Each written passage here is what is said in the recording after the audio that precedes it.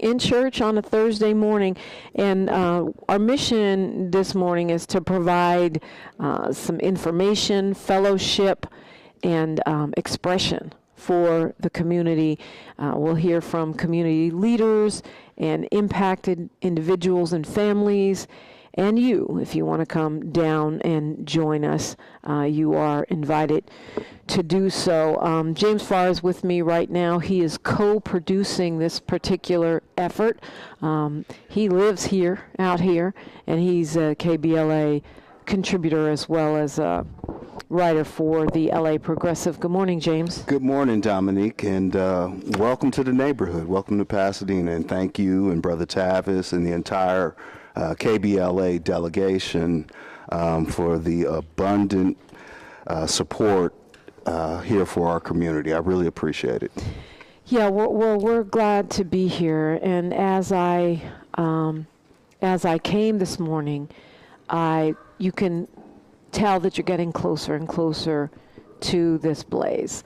I have noticed in LA for the past few days, the smoke is residing a little bit, and we are starting to get, it doesn't smell like smoke. We still have the ash in the air, but here it's smelling like the first days of the fire still.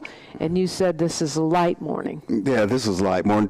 Typically, as the fire kind of burns further away, we get more smoke at night, and the smell of smoke at night. In the daytime, it's beautiful Pasadena, beautiful Altadena. I was up in the hills yesterday looking down, and you really understand why people want to live here and just how special this community is. Yeah, you were riding around, and I know you. I don't want to bust you out. I know you've been doing it's online. It's online. I know you've been sneaking behind the lines. Let me put it that way. As a journalist doing your thing, but after riding around in an official ride-along yesterday, yes, you said it was worse than you imagined, which surprised me. Yeah, understandably, people want to return to their homes, their neighborhoods as soon as possible. And as much as I think that will be a good thing to help them heal, or at least begin some process of understanding, when I saw the devastation, I can only say it's like a closed casket, Dominique. I don't know if people should go back. I don't know if it's something that they absolutely will want to see. I am going to reframe my language. I was saying that perhaps there's nothing to go home to, but my realization is I don't know if a pebble in front of your porch, your mailbox, but it's absolute devastation. There is nothing remaining. Whew. Yeah, and so many people are impacted. I was reading this morning on the Watch Duty app. We are at 7,000 homes and buildings destroyed in Altadena. 7,000. Yeah. That's just insane. Typically when we hear about fires, it's a few structures. Yeah. 4 or 5, yeah, maybe a dozen. Yeah. 7,000 homes. 7,000. It's unfathomable. It is. I want to welcome another voice in here. She's a lifelong resident of this area, and she's an independent consultant, a trainer, educator, and a psychotherapist who works in the field of social services. Dr. Isha Williams, welcome. Thank you for having me. Yeah, thanks for coming on. Okay, I'm going to hold your hand because I can see it on your face. It's a lot. Yeah. I think just being able to, sit in this place where I'm somebody that has to care for other people. Sometimes when we do that, then we don't allow people to care for us. So being able to, just thinking about mental health, thinking about wellness, and everything that I face personally, it's hard. It's very difficult. Yeah, I can't even imagine it, to be honest with you. I don't want you to. Yeah. Yeah. Mm-mm. So, I mean, tell me what happened. What happened with you and your family? So I was at work on Monday, and usually I'm working a contract job at this point, provide mental health services to other individuals. And as I got off of work, my son called and he's like, "Mom, something's happening." And I said, "What do you mean?" He said, "Something's happened in the fire." And at that point, I'm not watching TV, anything like that, so I'm not really aware. So I said, "Okay, baby, it'll be okay," because I'm usually spending half of the week away. And he goes, Are you gonna come home?" And I said, "Yeah, I'll be there." You know, just kind of not understanding the magnitude. And I called my sister and I said, "What's going on? Should I come home?" She's like, "Right now." I said, "Okay, no problem." I fast as I could on the freeway. Got home about 8 p.m. And as I got home, I could see the fire to the east from my porch. So everything's lit up red. Scary. It's so funny because fire is a beautiful thing, but you got to respect it. Yeah. So as I look to the east and you see everything glowing red, it was almost like a stadium. You see a stadium and everything's like the bright colors. Lit up. So I go in and I've been talking to his caregiver at the time and I said, "Get this." If I wasn't able to get anything, I had the documents ready, but I wasn't prepared. So prepared through the evening, we actually went to sleep for a couple hours. And I said, if, we'll get the alert, they'll let us know. But as we know, most people didn't get the alert. So my phone goes off at about 3:30. I had been communicating with my family. Bags were packed. Everything's in the car. I'm checking on neighbors. I'm like, "Get your stuff and get it ready." So 3:30 comes and we just kind of caravanned out of there. Each one of my family members, there are 17 of us. Wow. 17 individuals, humans. And how many homes are we talking about here? 6. Oh my goodness. Yep, 6 homes. There's 4 dogs, 2 cats, and a parrot. So as we think about, what do we need to do not only for our safety, but theirs, we caravanned to one sister's house. That was a, rendezvous point. And then I had to go to another sister's house and bang on her window because they weren't up. So I'm like, we got to get out of here. So we went to another location and, just tried to game plan. We didn't have a hotel. We didn't have anything.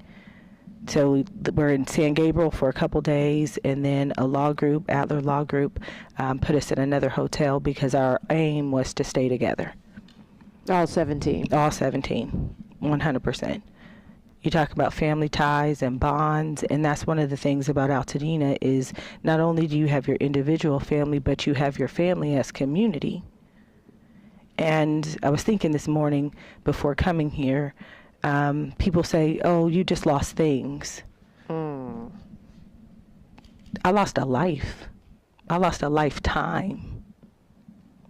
And as I think about the lifetime, it's not only the memories, but it is everything that you know to be true about who you are, that defines who you are, that looks at history of why it is we were black in Altadena anyway. Because they wouldn't let us buy in Pasadena. So they pushed us to the hills. And as they push us to the hills, then it's an experience that says we get to create our own Mecca. And as we created a Mecca in Altadena, then we are a tight-knit people. Yeah, I am getting that. I'm learning that. And as we are a tight-knit people, we have lost generations of support. The one thing I know is that because we were all so close in the area, I lived in a house where my mom lived on the backside of the wall, 3 houses up. My grandmother lived 5 houses down, 5 houses in. And every sister lived in close proximity. We don't have another person to go to because the people that we would go to also lost their homes. Your home is gone. Oh, 100%. All of them. All 6 homes are gone. Well, My sister rents, and she's a little bit further down in Pasadena, and her dwelling is still standing. I have a cousin where her daughter, son, and husband actually stayed for the firefight, and they saved her home. But they're uninhabitable. Yeah. So we think 9/11 and all of the diseases and things that people are coming up with later on, they don't want to go back to that. Yeah, you can't go back to that. It's not safe. That's actually, James, what you were saying. Yeah, it's even not though folks safe. are aching to go to their homes, that it's not what you think. It's not what you think. Outside of the environmental and the toxic contamination of things, it literally is not safe to walk in many of the spaces with power lines, trees. Trees may be. Yeah, you told me about a gas leak where you guys were standing, so move or, Yes. it could explode. It could And it's just, it's unfathomable. I am, like I said, really speechless, but just the devastation that I've seen and what I'm feeling from you, and you talk about, the generations of your family, generational wealth, and Black community, Black entrenchment. It's so rare in LA County. It's there. If you live here, you know that. Dr. Eshel Williams is sharing her story. James Farr is here with me, and we have many others that will be speaking. And I want to give a big thank you to the Pasadena Church and Pastor Kerwin Manning. We're on the East Campus here at 425 North Sierra Madre Villa, and they've opened this space to us. They have opened this space to the community as a distribution and drop-off center, so we want to thank them for welcoming in KBLA this morning and welcoming you in as well. We are broadcasting live from Altadena, Pasadena area on KBLA Talk 1580.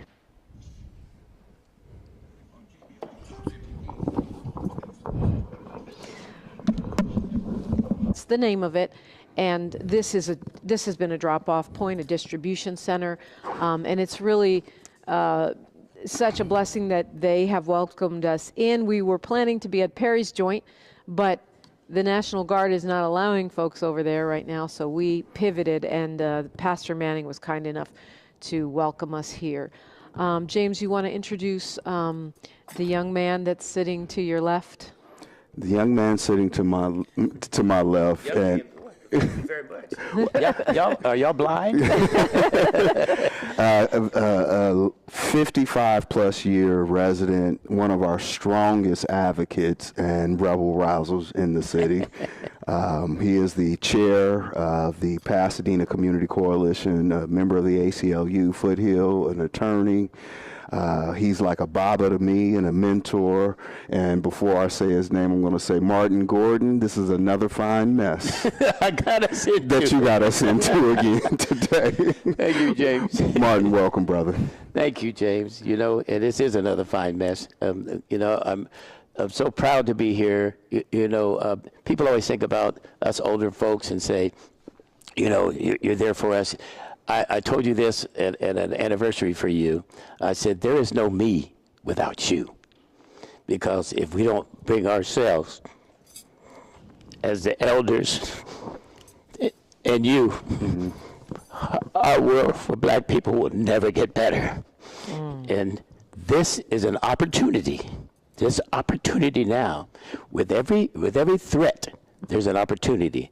And the opportunity here for us is that if we stick together and we decide that we are not going to let Altadena, the longest standing Black community in San Gabriel Valley, maybe in Los Angeles, if we're going to let this go, then it's on us. And believe me, I'm going to reach out to everybody I know, and I'm talking about in the music industry. I'm saying, by the way, Snoop, hey dog, come out. I want to change my street to Snoop Dogg Street, and I want you to incorporate all that. No, all that. I got some other ones out there I'd like to, because we as Black people must understand that we have these outside investors come in and want to do something with our communities. Let's take some of our Black people that have money and invest in our own community and make sure it stays here. So I went off on a tangent. I don't know where I'm supposed to be going. No, that didn't feel like a tangent, No. and I'm going to follow you there because I know that you have a long history as an activist. Very long history, including, ties to the Black Panther Party, if I'm not mistaken. Not ties. Once a Black Panther, you always a Black Panther. I know that, but I never want to go I'm not afraid. Put you out in front of your skis. No, I am not afraid. I am not afraid of who I am and what I am. And in fact, sometimes I quote a 10-point platform and program. We want freedom. We want power to determine the destiny of our own Black community. We want full employment for our people. All those things are still the same as they were in 1966. So I'm not ashamed of that. It's what formed me into the man I am today. And I'm proud of it and always will be. And you're also part of, Pasadena Community Coalition. What is that? Yeah, Pasadena Community Coalition, which, started maybe 30 years or so ago. And I revitalized it into a nonprofit about 10 years ago. It basically is an advocacy organization for our community. If we have something that's going on in our community, and the top few things, I can't remember right now, but it's police accountability, affordable housing, the same things that the party talked about, the affordable housing, jobs, social and economic development for our community in particular. We want to make sure that we have economic equity. People always talk about diversity, equity, and inclusion. Let me tell you, this is about inclusion of our entire community. I don't want to hear that. I ain't got time for that. There were mostly Black people up in Northwest Pasadena, Altadena, but it became very diverse. I have a Latino guy that lives next door to me. I have people all through that community. And so I want to hear about the joining of our communities, and that's what the Black Panther Party was about also. It was, people always, they demonize us, but you know why they were afraid of us? Because we were organizing people around breakfast. We were organizing people around getting roaches out of their house. They say, wait a minute, they ain't afraid of no guns from us. They're not afraid of our gun. They got more guns than us. They're afraid of us educating the people and bringing them where they need to be to move us where we need to go. That's why they're afraid. I want to let the KBLA delegation know that we are actually streaming, not in our usual spot. Are we up, Ross? Ross Jordan is here. My friend has volunteered. It's at YouTube On the Spot Live. So even though you won't find it at your usual KBLA spot, you can click on the Spot Live, and we are streaming from the church here in Pasadena, Altadena. Yeah, Dominique, I think it's important for the listening audience to know that just 15 days ago, the world was watching Pasadena, right? The Rose Parade. 1 million people lined up just a few blocks from where we are, and even more watching on television the game and everything. And so while this may have seemed very picturesque, people marvel at the weather. Not more than 7 days later, our lives have been changed forever. And I wanted Martin to kind of just touch on, when you talk about the advocacy of the Pasadena Community Coalition, and kind of how you've been instrumental in making sure that Black represent, not only is just 70% on the football field, right? There are some Black folks in other spaces. Can you tell a little bit about what you and Mr. Bakewell and others did some time ago with the Tournament of Roses? Yeah, with the Pasadena Community Coalition, that was back 30 years ago. The Tournament of Roses back 30 years ago did not allow Black people and people of color to be a part of the Tournament of Roses. Wow. And so back 30 years ago, Danny Bakewell and a number of people stopped the parade and said, you have to recognize Black people and people of color. And so that was the first, that's way before they were talking about DEI, right? And so they said, oh no, you're not going to do that. We're going to arrest you and put you in jail. So go do that. Danny stood in the middle of the street with this. And guess what? This is what it's about, and people don't understand it. It's about money. When they saw that the parade could actually be stopped by Black people, they said, oh my goodness, let's come to the table. To make a long story short, we got a program in place where Black people and people of color were able to come in, and about 7 years ago, I did a big event in which we invited all of the regular, not the big wigs, all the regular everyday community to come to for the first African-American president of the Tournament of Roses. And that was about 6 years ago. Right after that, we had the first Latina president of the Tournament of Roses. And we're gonna hold it right there until we come forward on the other side of this break with news, traffic, and weather. Dominique, you want to take us out? Well, yeah, I do want to say, we got a couple seconds here, that you're not just speaking theoretically, Mr. Gordon. You also have been impacted by the situation, and we're going to talk about that. Oh, yeah. Unfortunately, if my best half, because I don't have no better half, the best half, if the best half to me hadn't called me, I was back in the back room. She had left to take care of her mother in Sacramento. If she hadn't called me and woke me up and said, I can see from your ring, from the ring, the fire. I said, oh, girl, come on.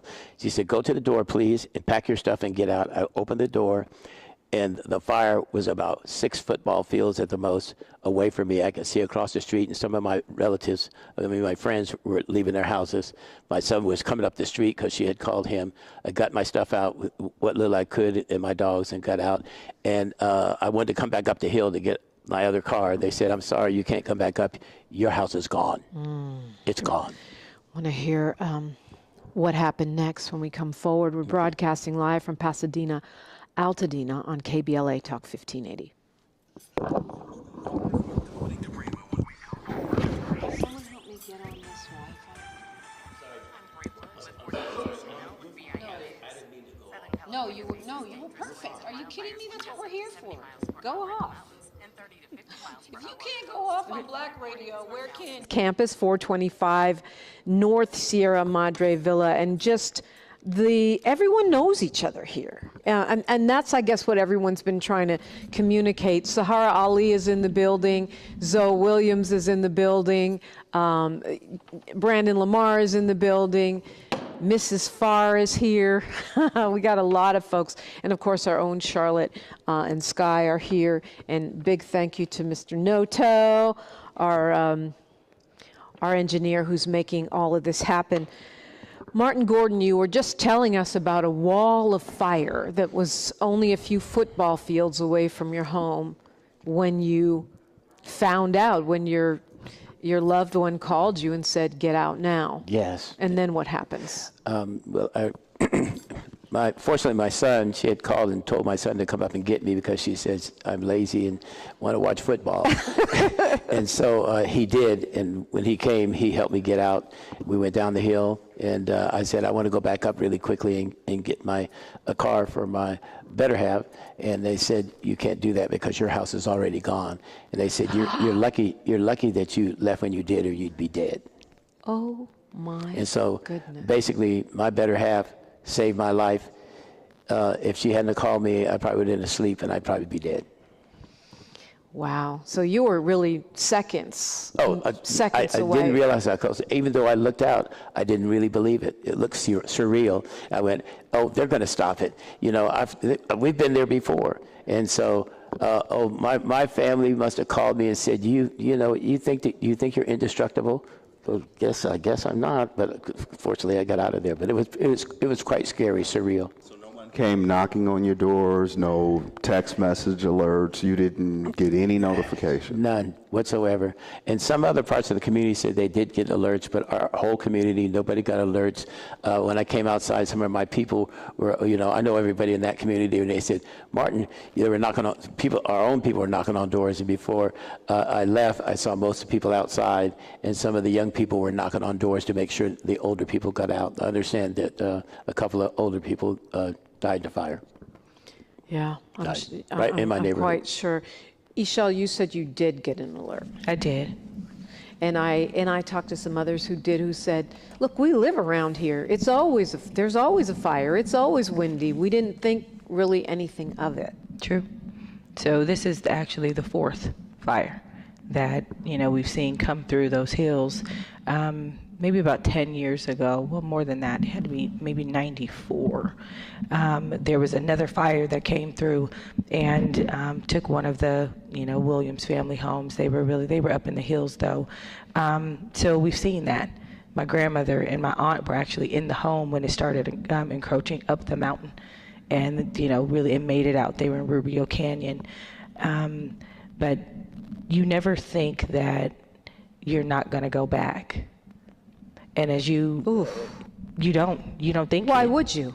Because we've been here, it's like wash, rinse, and repeat. We've done this already. Your family's been here for some time. For some time. And as we think about, my mother's house was one of the first on the street. And I remember her and another lady, and watched everything kind of grow around it. So as you're there, you know, it's like, oh, let's just pack a few things. They said take the valuables. I did that. But if I had known, or it would have registered to me that I wasn't coming back, the things that I would have taken would have been different. So when you go, oh, I'm coming back, I left things open. I had just put out fresh flowers. The house was going to be beautiful. It was going to smell good when I came back. It smells okay.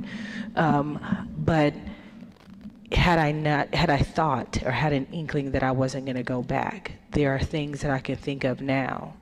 I've written children's books, and I can think of the bookshelf in my office where there are 4 that are written that haven't been put into a computer. Oh, wow. Ishel, tell me about the mailbox, your books that you do have published. Oh, yeah. So I wrote a book. It's called But Mommy, Our Last Name Isn't Foster, talking to children about being a foster family. My family has fostered for forever. And had printed books, and it was excuse me, something that I self-published. And as I did that, then all of these books are in the garage, you know, Spanish, English, you know, wanting to be inclusive. So when you go around the city, you see all of these little libraries that people have put up in front of their homes, you know, just to kind of share knowledge with other people. And my neighbor, Marcia Fowler, had a little library. And as we took my son back, because he's gone, he went with me the second time that I went, something told me to look into the little library. Because if there was a book that was damaged or that I wasn't going to sell, I would just go around the community and put them in these little libraries. And as I walked down the street with my son after he left me and ran to my mother's house and came back in tears, I just said, look in there. And there was one of my books. And It's the only one that I have. Wow. Martin Gordon, what happened? Wow, girl. Yeah. I'm sorry. She knows my better half. We live not far from each other. This is just our community. I'm just overwhelmed. So where are you now? Where did you go? What did you do? Well, unfortunately, I had some problem with insurance, and of course they always, already. Yeah, they said they canceled me. I won't go into that because there's probably going to be lawsuits involved around that. So I didn't really get any money to be able to stay places. My son is helping me in my best half. I don't know, she's not better, my best half. Stay together and with a place to stay. Melina Abdullah from Black Lives Matter has been coming out to help me. Also, Shay Dixon, who is part of the Black Panther Party Alumni Association, that helps us. We meet what's left of us once a month, every Sunday, and remember who we are and what we need to pass on to our communities. And so I think more important than me, though, is the community, is that I'm going to take care of myself. You know who I am? I've been in worse deals than this on the streets, fighting face-to-face with the police. This is nothing to me. But to my community, I'm concerned with people that have the issues that they're having now, to make sure they have food, clothes, that I want to put a FEMA representative in the Pasadena Community Coalition office, hopefully by next week, because it is my people that I must be concerned about. I'm a survivor. You know, guess what, Dominique? I can live on the street. No, we don't want that, though. I'm not saying that, but that. I could live on the street and still help my community as if I had a house. Because what's most important is that I have to feel that my community is safe and ready to get back. Let me stop there for a moment. Now, Dominique, you're getting the Dina love, the Dina way. This is just how it is here. I mean, both of these individuals have been to my home. I've been in their homes. This is just how it moves around here, right? Everyone is connected. And I was remarking yesterday to you, Dominique, just being out on lake where I would normally just see, I may not know the brother, right? But there was always going to be that "what's up, brother" nod, and it is already feeling a little bit different. There's no one there. Yeah. Sahara Ali has stopped by. She's also a Pasadena Altadena resident, and she's part of our KBLA team. Just some quick words from you, Sahara. It's a gift to be here and to connect with all the souls as we stand as a collective, and understanding that we are a community and that we have the power to shift everything in our lives right now. You know, from the ashes we rise, and as we rise, we come together as a collective, knowing that there's a power greater than us moving through us, and we have to lean into that right now. And I'm a sound healer, and I'm opening my space and giving my time to help recalibrate our nervous system so that we can be anchored, so that we can be in the light, and that we can be in our power, and that we can pull from the strength of our soul and our ancestors to transcend all of this. And I'm here this morning to share some sound and to meet all these beautiful people who are willing to not black down, as we say on KBLA, and to stand for who we are, what we are, and what we stand for, and to fight for the community that is ours in Altadena. You know, when I was a teenager, when there was this whole flight from my area, I grew up in the Crenshaw area, and everybody moved up to Altadena. Altadena was a place to be, all the artists, all the creative people, and they built homes, and it's like 5 generations of people here in Altadena, and it's beautiful, and we want to rebuild that. And I'm here to support that. I'm here to support all the people that are open to receive a healing so that they can pull together their strength and that we can manage our emotions and get busy. Thank you, Sahara. You can find her at saharali.com. Yes, Martin You Gordon. reminded me of something. Black people came to Altadena to be around other black people. They redlined Pasadena so we couldn't have places to live. And we came up, I moved out of Pasadena to Altadena to be around black people. People think that black people don't love each other. We love each other. We want to be with each other. We're the most prolific and smartest people in the world. And so don't get it twisted. We came to Altadena to be together. And they used to say, don't go past, what was it? That's not Mountain, one of the avenues, Montana, because that's going to be Altadena where them black people live. That's where I want to be, and that's where we were. Listen, she knows. And we love Altadena, and we want our black community to stay there. On that note, we're going to continue this conversation. So much to unpack here. Ishel, when we come forward, I want to find out from you. You are a therapist. You're helping others. What do people need to do? How are you coping? And that piece of it, you know, that seems to be maybe the biggest piece of this. So we'll look at that and more when we continue on KBLA Talk 1580.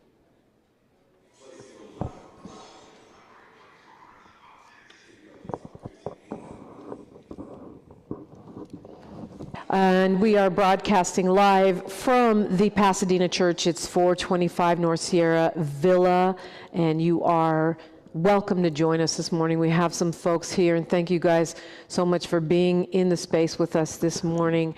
James Farr, who's co-produced this broadcast today, our Pasadena correspondent, Martin Gordon, who is a community activist, Black Panther for Life, and an impacted resident who lost his home. And Ishel Williams, same thing. You said 6 homes collectively between your family, all in the Altadena area. Yes. And you're a therapist. You help others. I do. How are you helping others, and how are you helping yourself? I went back to work Monday. Really? Mm-hmm. I think part of the obligation, and not necessarily the obligation because I chose this, but part of what I know to be true is that the oath that you take is to do no harm and to leave people better than how you found them. And in doing no harm, and I had to make sure I was ready, and I really wasn't, but it's continuity, right? And that's continuity and community. So as I'm able to be someone's continuity, they don't have to know what I'm going through for me to help them. Yeah. Here's the thing. You, Ishel Williams, you earlier said people are telling you, oh, it's just stuff, which I can't believe people can fix their mouth to say that to you anyway. But if people are saying that, but I'm seeing, as you said, it's your family legacy, but there's also, I wonder if there's some kind of genetic thing about black communities burning down and being burned down and being displaced and destroyed that is activating some kind of collective grief? I would say absolutely. When we think about epigenetics, right? Yes. We think about epigenetics and we go back, and something about epigenetics says I'm built for this. So that means that in order to be built for this, you have to rise and fall and rise and fall so that you get stronger every generation. What does that mean, though, epigenetics, for the audience that may not be familiar with? I know what you're speaking about, but kind of ground that for us.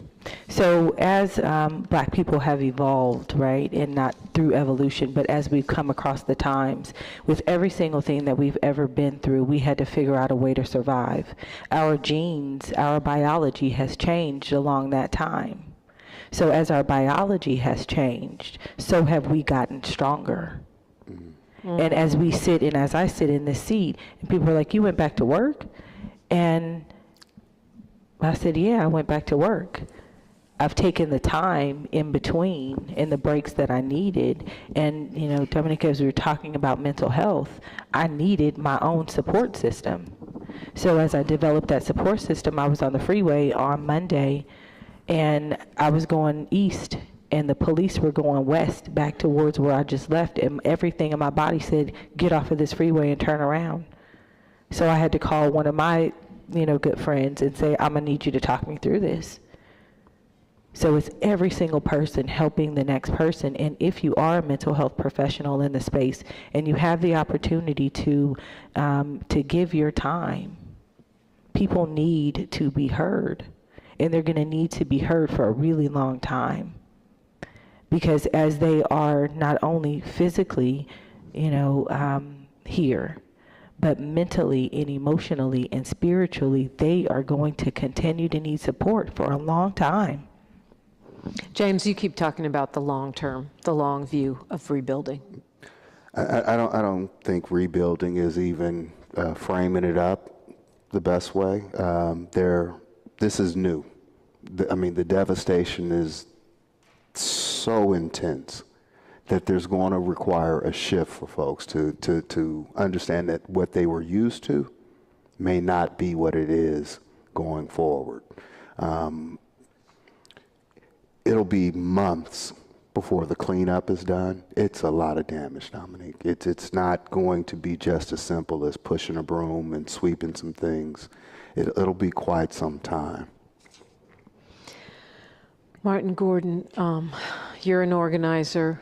What are the lessons from the movement, from the Black Panthers and some of our most, successful organizing of which you have been a part, that we need to bring to today? Well, I think, first of all, I start, when I look at the devastation, I think about Tulsa.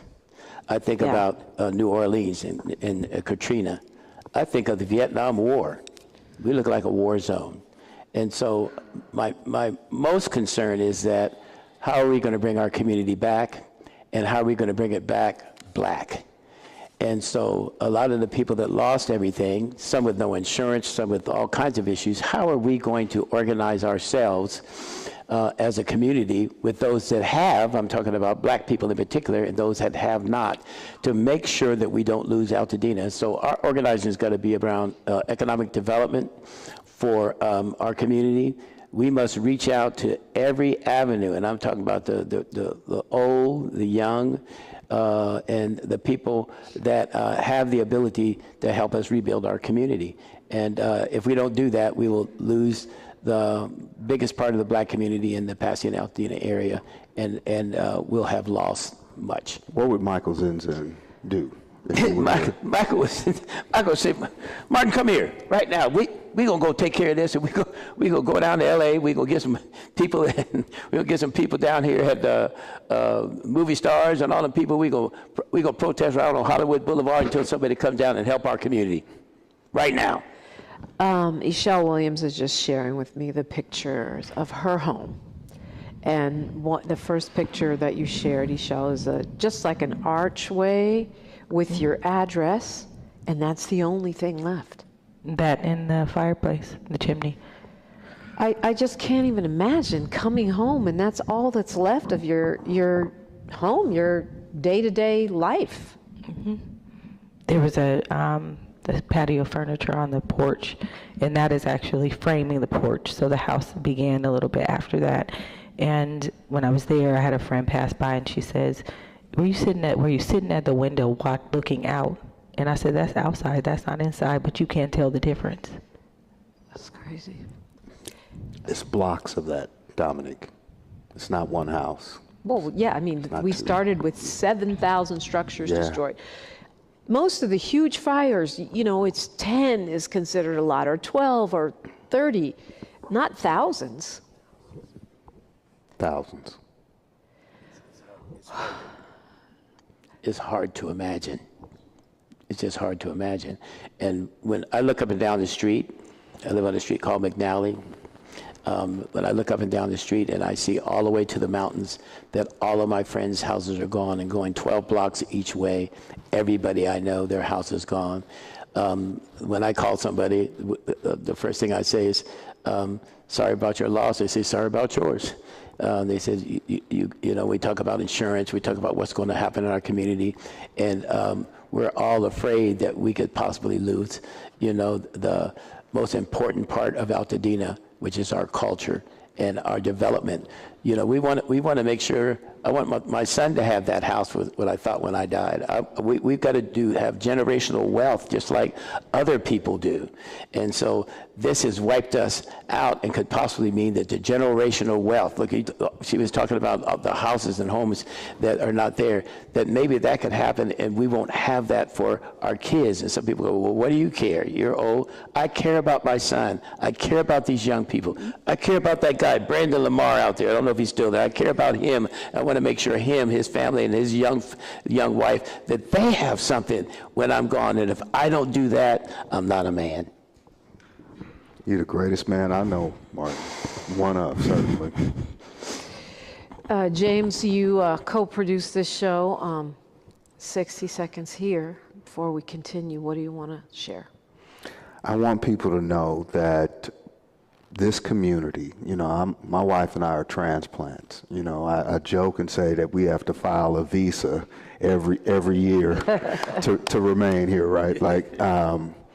But this community, Dominique, I can't think of another black place to raise a family, to form so many friendships. I am selfishly grieving not being able to see people on the streets, right? To just be outside and, run into Martin or Ishelle, and I know we were supposed to be at Perry's joint. I mean, what you don't understand, Dominique, or what you're coming to understand is just how connected this community is and how we all love on one another. We fight hard here, but we love even harder.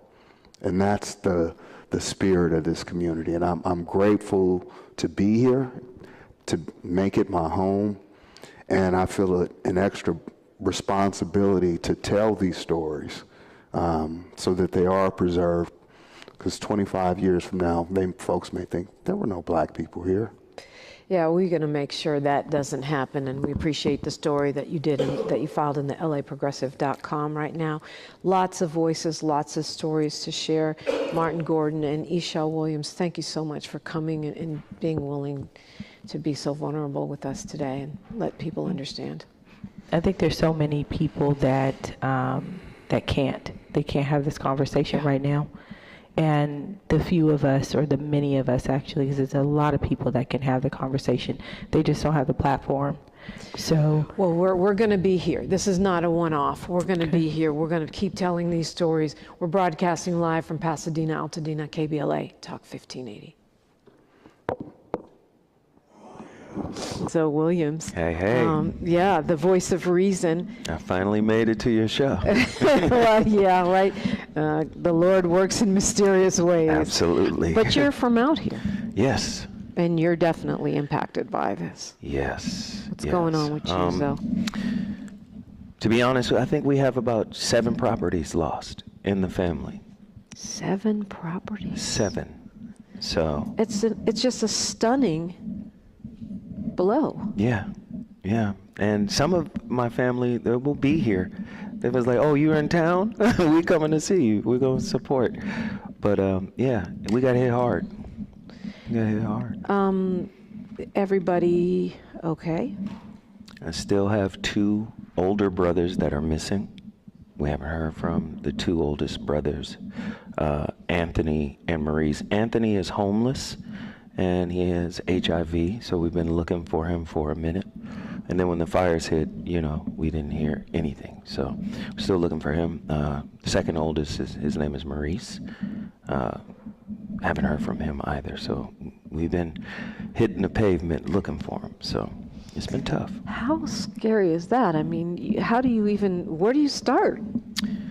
Well, the shelters, that's where you start first. But we haven't had any word, though. That's the thing. When you go to the shelter, you look at the manifest and you check in and you don't see their names, you start to wonder, like, okay, did they die?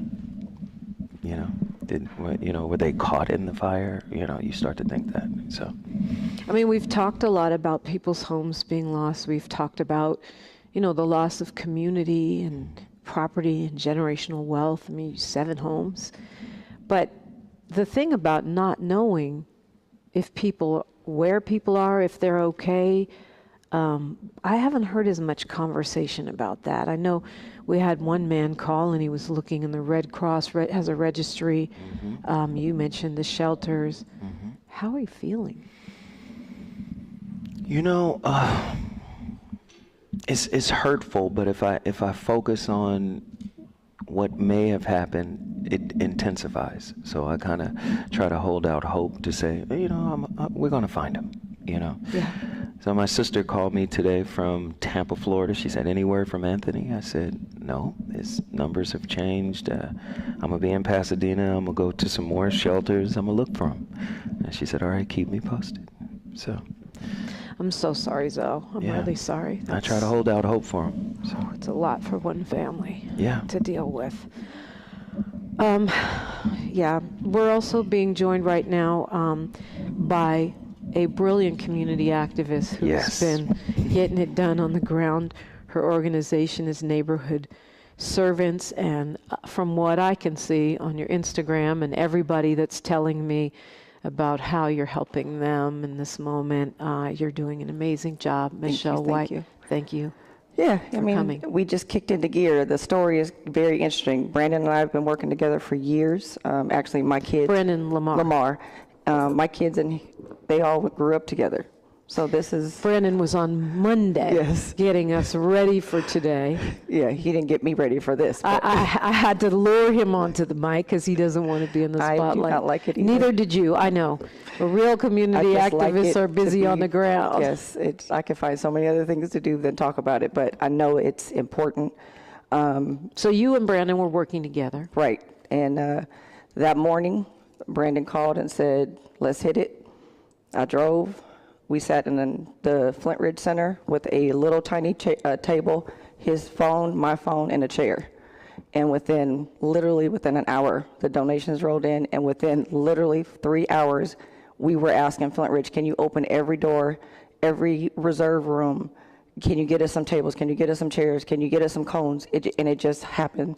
It blew up so fast. We didn't know that the power of social media was going to be what it is. And literally to this day, right now, we have pallets of water sitting places that we didn't even know what to do with it, but we just told people, just go to the community arms in the projects and just drop off pallets of water. Go to Kings Village, drop it. They'll get the water.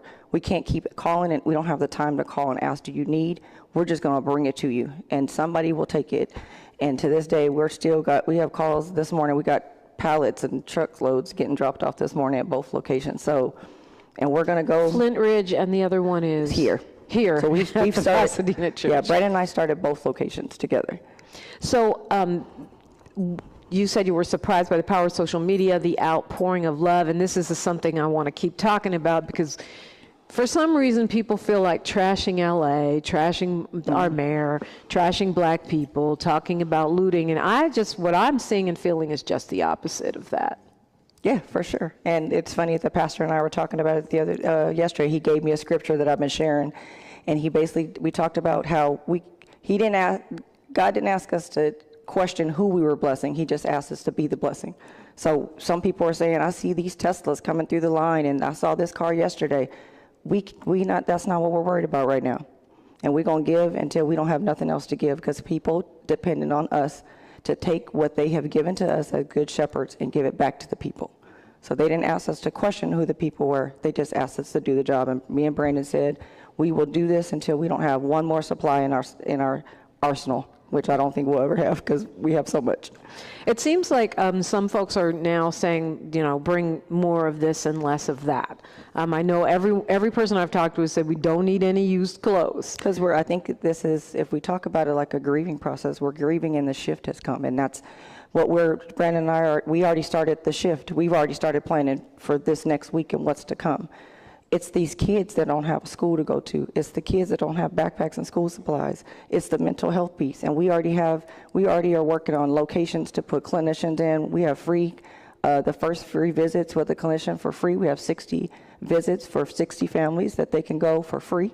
So we're just looking for locations that we can put clinicians in. We're looking for funding to just keep that going. If they need 5 and then they need 20, we're going to keep that going. We already have backpack school supplies coming in.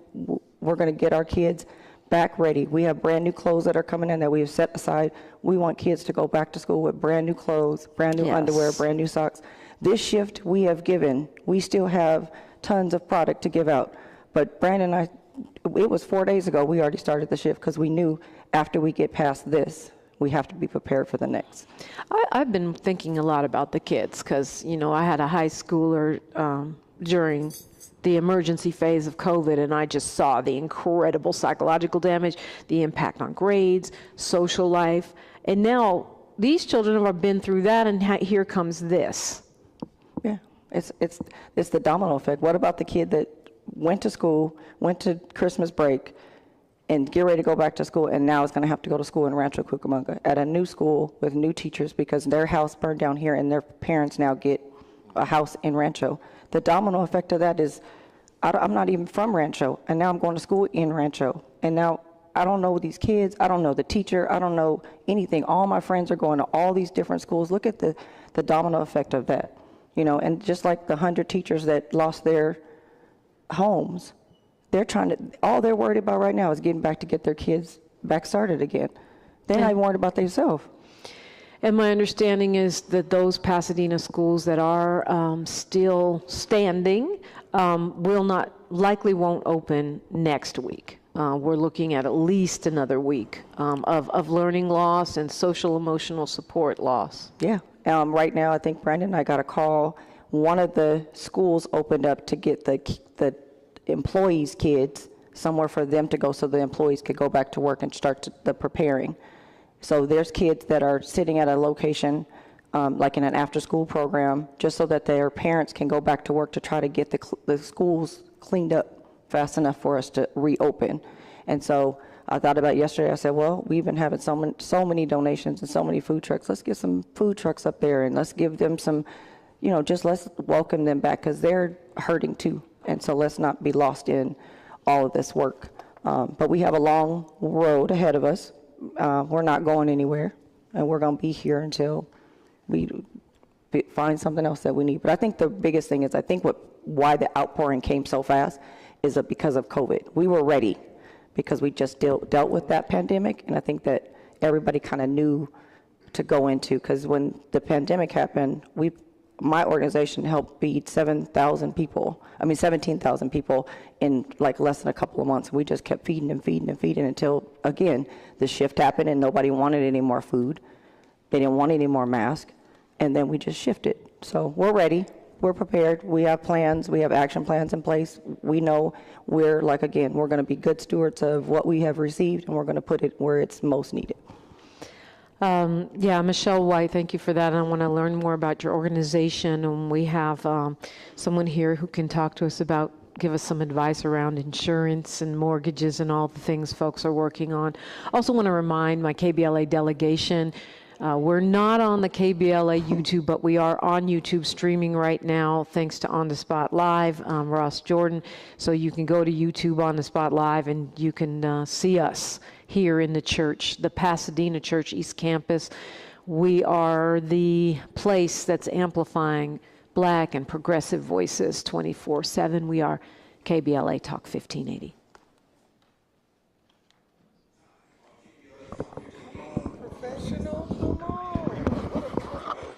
Really awesome. James, what you got going on? Dominique, we just received a check and a donation from the Pasadena Sports Hall of Fame for Pasadena Church to continue their work. And we also want to thank Lawrence Todd, the founder of the Hall of Fame, for the donuts and coffee this morning. So community is coming in, donations are coming in. And the donuts and free coffee are here. So, come on by and get you some coffee. I'm not saying it's healthy, but we just, we hanging out. I also want to thank South LA Cafe. They have a truck on the way with a whole bunch of stuff coming from LA. And that's, I keep saying it, the loss is immense, the tragedy is immense, but the fellowship and the love and the community organizing, to me, that should be something we keep reiterating, because like Tupac said, you got to be there to know it. And this is part of LA that people don't see. We're not just movie stars and glamour and, beaches. We are Black people. We are Latino people. We are even Hollywood people. We're all pulling together right now, and that's what we do. I've seen it in earthquakes. I've seen it in COVID. I've seen it time and time again, and it's something some folks are missing. Jeff Davis is with us right now, of Jeff Davis Insurance. Yes. And that is one of the biggest worries. I know you're also part of the Chamber of Commerce. Yes. And you guys are doing a program right now to offer some free advice, free counsel to folks that are impacted. Tell me about that.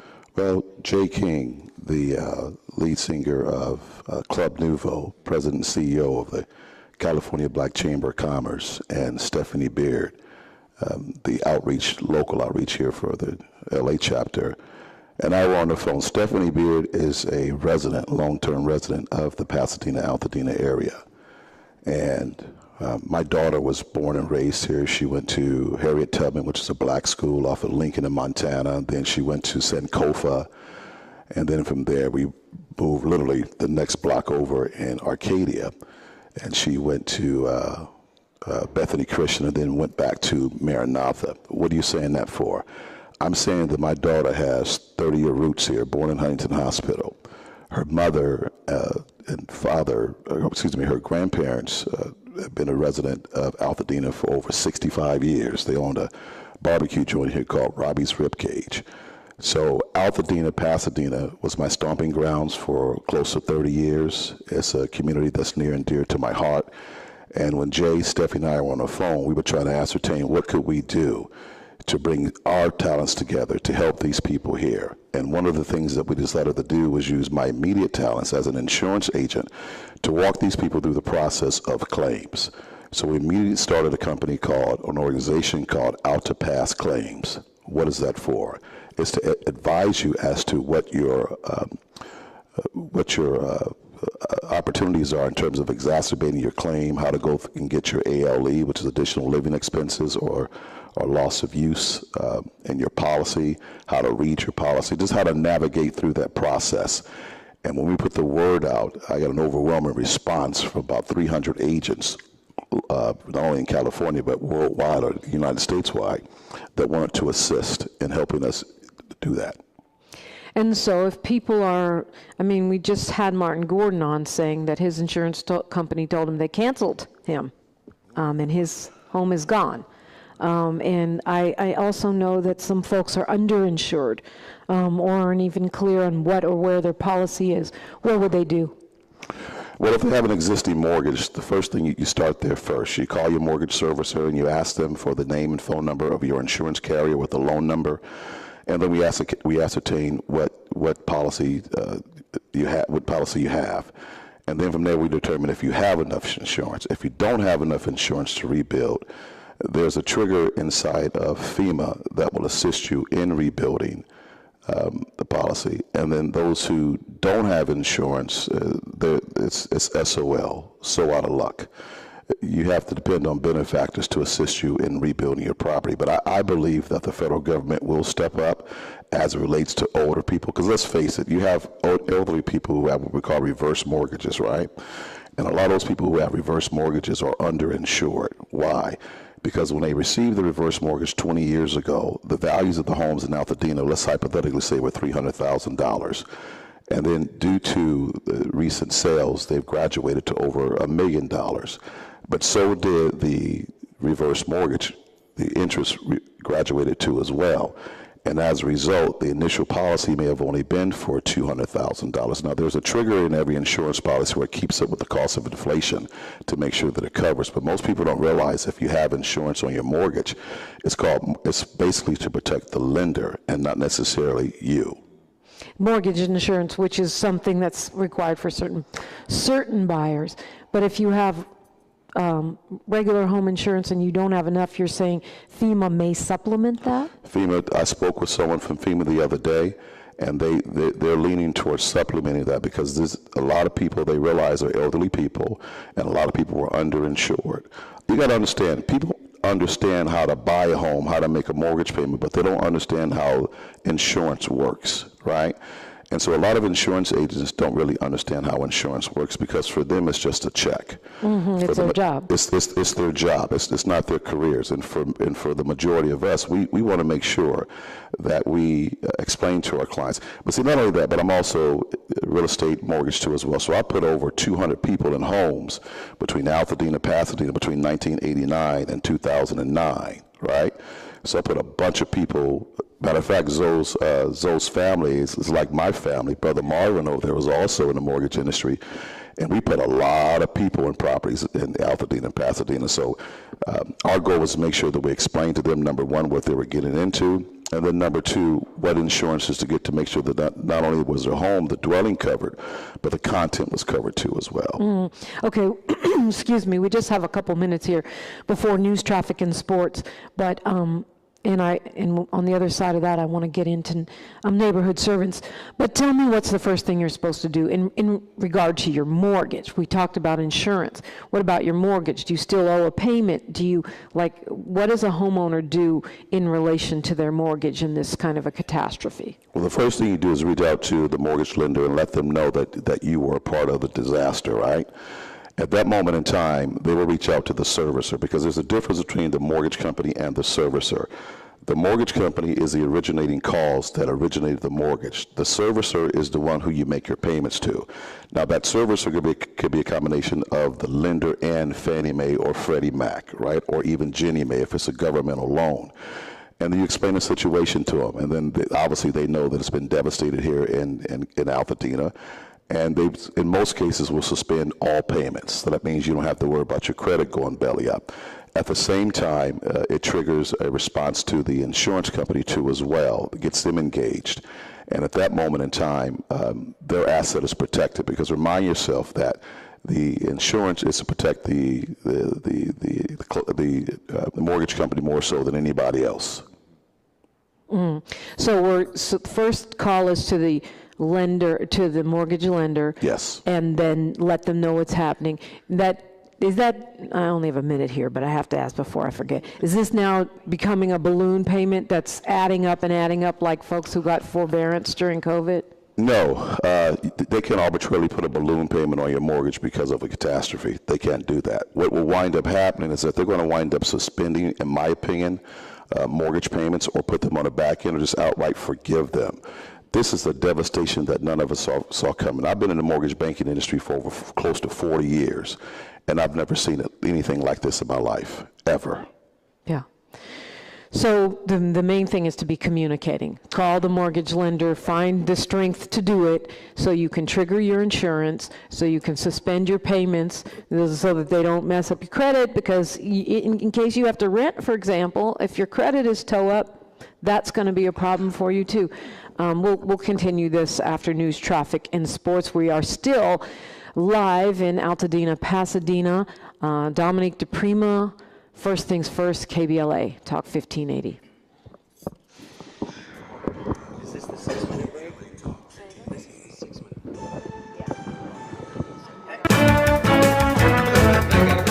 break. I'm just overwhelmed by what you guys are going through. Yeah, Pasadena, Altadena has been a tremendous. It just means a lot to us. I mean, my uncles are here. I got cousins coming. Everybody wants to show up. I went to Pasadena High right up the street. I went to Elliott Junior High right down the street. I went to Field Elementary right down the street. I mean, man, Pasadena means so much to me. Like my uncles and my guy here, he knows my uncle as well.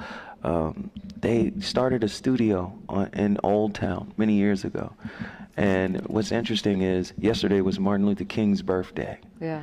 And in that studio, they recorded that record with the Fat Boys and Whitney Houston, King Celebrate, Sing, Sing, Celebrate. They did that in our studio. Used to be on Raymond Street and Yeah. Raymond and Colorado. Yes. Actually, the street was Mercantile. Exactly, in the alley. You know, so we've been here for a long time, and you know, to see this city impacted in the way that it has been in the last few days, you see decades and decades of memories just burnt up in a couple of days. Yes. So that's really powerful stuff right there to kind of process. So I'm just thankful to be here to talk about it. I appreciate you having me. And I know, Zoe, that you also are a big supporter of neighborhood servants and the work that Michelle White is doing. I should have started here, but I have gotten so caught up in these stories. Tell us about your organization, what you do, and how people can support the work you're doing. So Neighborhood Servants actually started when my kids were little, and we just didn't put a name on it. My kids we've been giving back to the community forever. We've kind of put a title on it and got like an LLC formed in 2019, but I currently used to work for the police department here. It's a whole nother story, and I'm retired. But that was just another bridge for me to open up the work that we do. But since about 2019, since we've established, we have brought tons and tons of resources to our city. We are one of our biggest events that we do every year is a back to school festival, and it's braids, haircuts, backpacks, school supplies, brand new clothes, and we have done it for years. And we also do Thanksgiving, Christmas. We feed the seniors. We help with the unhoused. We do it all. You ask me if you need something, we're gonna figure it out. So that's just what we do. So that's why we kind of went into this. And I was even telling somebody, I didn't even realize my own childhood home burned down. And Michelle's home, it was my home. I was raised in her home too with her mother. Her mother was a foster parent, and I became a foster parent because of her mother. And it just, when we clicked in, I just went into work mode, and I didn't even stop to realize that a lot of my loss was lost too. But I can only keep it going. And as long as everybody's helping, the resources are coming, we'll all get the help that we need. Because I know there's some things like the insurance side, I don't know anything about it, and I'm asking questions because I don't understand, and I don't know do I have the right policy? Now I'm starting to ask those kind of things. But as we just keep going on, Neighborhood Servants, and the reason it's called Neighborhood Servants is because we're here to serve our neighbors. And if you're looking for them, they're on Instagram, and it's SURVANTS, Neighborhood Servants. I'm sure there's a story behind that, but if you're trying to find them, look, you can find us at KBLA 1580. I'm at DiPrima Radio. He's at the Voice of Reason. Yep. The Voice of Reason. And Jeff at Davis, and also Alta Pass Claims, is that what it is? It's Alta Pass Claims. Alta Pass Claims. Alta Pass Claims, yes, plural. Where do we find that? Right now, we're in the process of developing the website, but I'm going to give you a phone number where you can reach out. It rings directly to me. Okay. The number is 213-293-4901. That's 213-293-4901. And you can catch me on my socials at Jeff Davis, first name, last name, Wins, W-I-N-S. Yeah, I follow you. Me and James Farr, who is co-producing this broadcast today, we're talking after he saw the devastation and how it's going to take a long time to clean up. As you mentioned, people are underinsured. Some don't have insurance at all. If I inherit a home, I don't have to insure it if it's fully paid for. Will Altadena be able to rebuild? Is it even fair to ask a homeowner, especially an elder, to wait a year, 2 years, 3 years for the property to be cleaned up and for a home to be rebuilt if I'm underinsured? Can I even afford to rebuild? I mean, talk to me about what this looks like for Altadena to come back. Yeah. I think you're being too generous to say 3 years. Really? This is going to be a minimum of a 10-year stretch, minimum. Oh my goodness. Minimum. And as James alluded to earlier, this is not a rebuild. This is a brand new development. You have a few things that you have to consider. Number one, supply and demand. So lumber is going to go through the roof. Not to mention tariffs. Not to mention tariffs. Secondly, you have to look at the labor force. It's going to have to come which we're deporting right now as we speak. But we have a lot of brothers in the South who need jobs, so we can import those brothers over here. And then thirdly, you have to hope that those that do have enough insurance, that they have the will. If they don't have the will, the beautiful thing is if their home is already paid for, they'll get the money from the insurance company to rebuild, tax-free. They can take that money and retain the lot and deed it to the heirs, and then the heirs can get a construction loan and build on it. Oh, I like that idea. So you inherit the property basically debt-free and get a construction loan and rebuild, because you know the average property in Altadena, with now brand new construction with a brand new development, will go for no less than $1.9 million. Wow. No less than 1.9. But I'm seeing your vision here, and I hadn't thought of it. I think it's a little hopeful. So if I'm a chronologically gifted adult, as Tavis would say, I could get the money from the insurance for the cost of the home and then give my heirs the lot, and the heirs could take out a loan just for the cost of building, and they would still have a cheaper or less expensive home than any home you could get now. But where are they living in the meantime? Well, you have what they call ALE, additional living expenses. So if you have that in your policy, now the ALE, additional living expenses, is a percentage of the overall coverage that you have. So let's hypothetically use $100,000 worth of coverage in your fire insurance in your insurance policy. Your ALE, additional living expenses, may be anywhere between 75 to 100, maybe even up to 125,000 to cover your expenses until you reach that cap. Right? So most smart people, what they're doing is that they're moving in with family members, collecting those resources to help them through the process. And until they exhaust their time with their family members, then move into someplace else or get some additional long-term shelter. I love these strategies, but what about if I have no insurance? I got the home from my grandma or my mama, and I never got insurance. Well, you're SOL, so out of luck. But here's the thing. If the property is free and clear and you have a pad, I was just at a town hall on Sunday, and someone from the county said that they're going to come in and do all the debris cleanup. So that's one expense that you don't have to worry about. That expense alone for a single family will cost you about $30,000 to do. You don't have to worry about that because the city's going to give you a pad that's already permitted, that's already laid out, that's contamination free.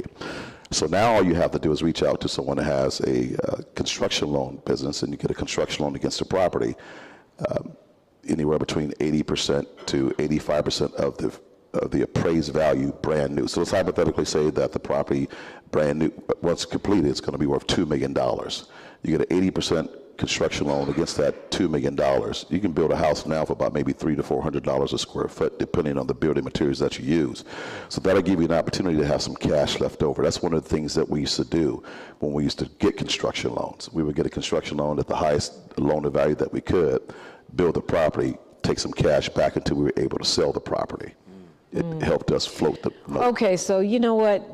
This is really helpful, Jeff, and y'all just need to go on and call him. If you didn't follow the bouncing ball, there was some stuff there if you didn't get it. 213-293-4901, 213-293-4901. I mean, a couple of the scenarios that you just laid out, to me, I would have said all hope is lost, SOL, as you said, but you've just given some bobs and weaves that we could do that might provide hope for families.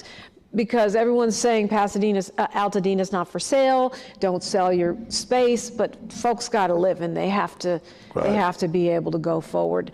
So it sounds like there's some compromises possible. Yes. Yeah. We are broadcasting from the Pasadena Church. Thank you to the Pasadena Church, the congregation. Black Lives Matter Los Angeles just rolled up kind of deep in here with some supplies. If you're a person that needs, I know for sure they have black hair supplies. So if you out here and you don't have hair supplies, sometimes these things can be problematic. No one wants to be out here with no place to stay and their hair looking crazy. Okay. No. Anyway, and other supplies, and we appreciate all of the response that BLMLA has been doing. We'll talk about that. We're going to be talking with one of your council members here from Altadena, Pasadena, when we come forward on KBLA Talk 1580.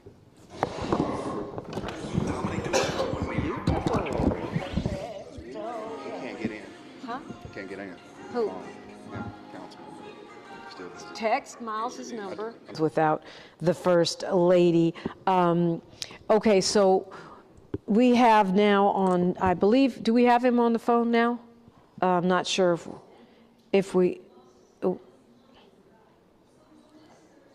Okay. Did we come back too early? Apparently. Yeah, I just assumed when you went on that we were back, but I don't think we were back yet. Yeah, apparently not. Okay.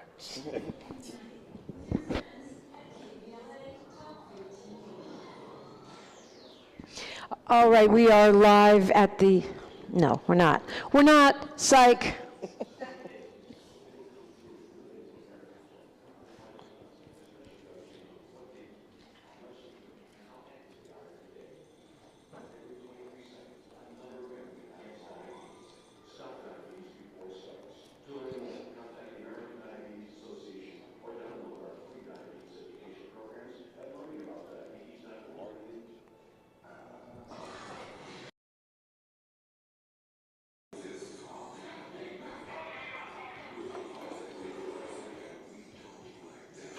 Okay, there we are. We are live at the Pasadena Church in Altadena, Pasadena.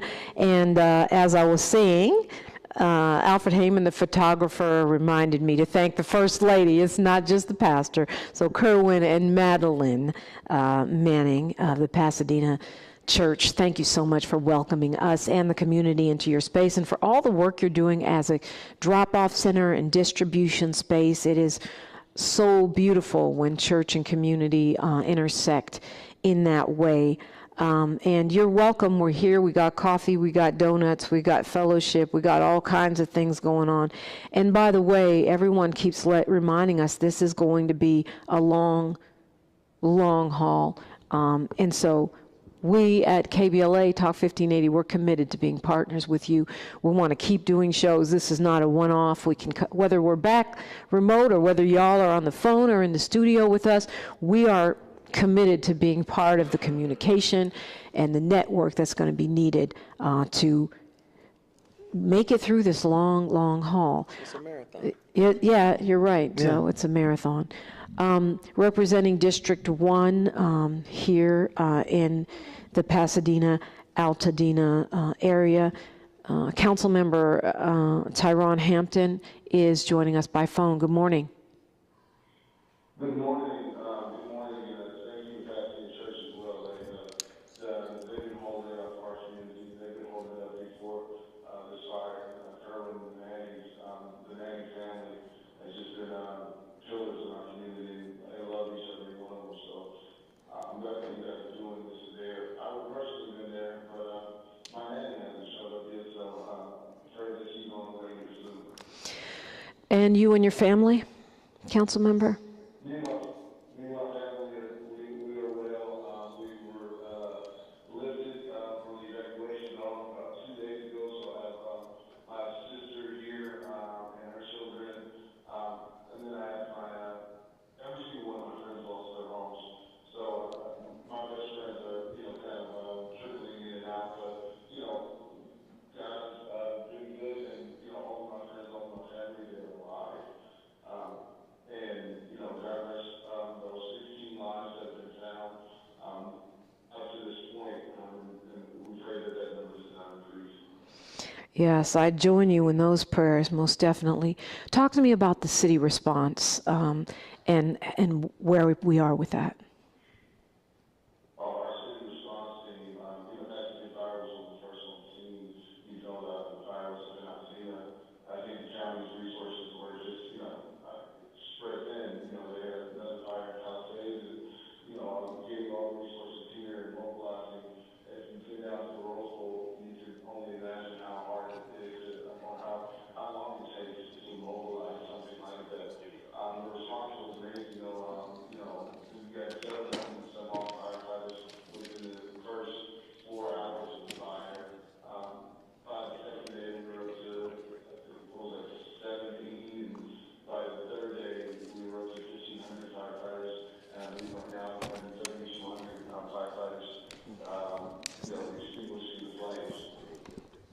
And, oh, go ahead, council member.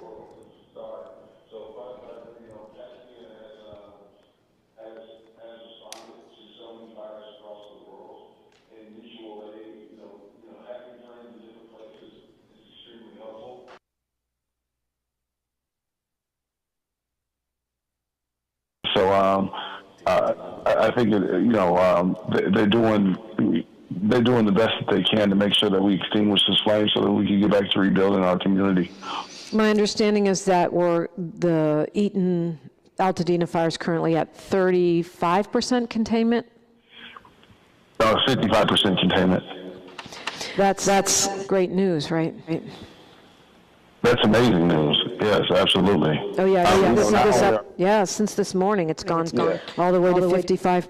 What other daily updates could you provide as far as what's happening on the ground here?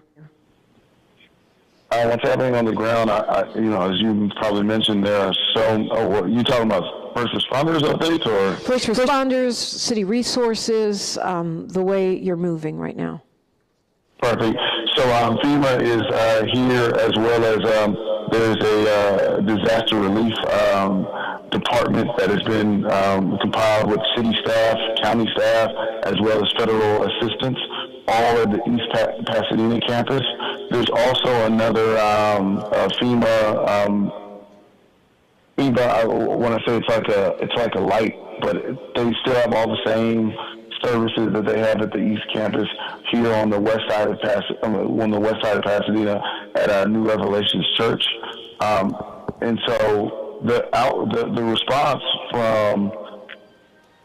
from the city as well as the county, I mean, they've mobilized extremely quickly. I'll say this, being a private business owner myself, county, city, government does not mobilize quick at all.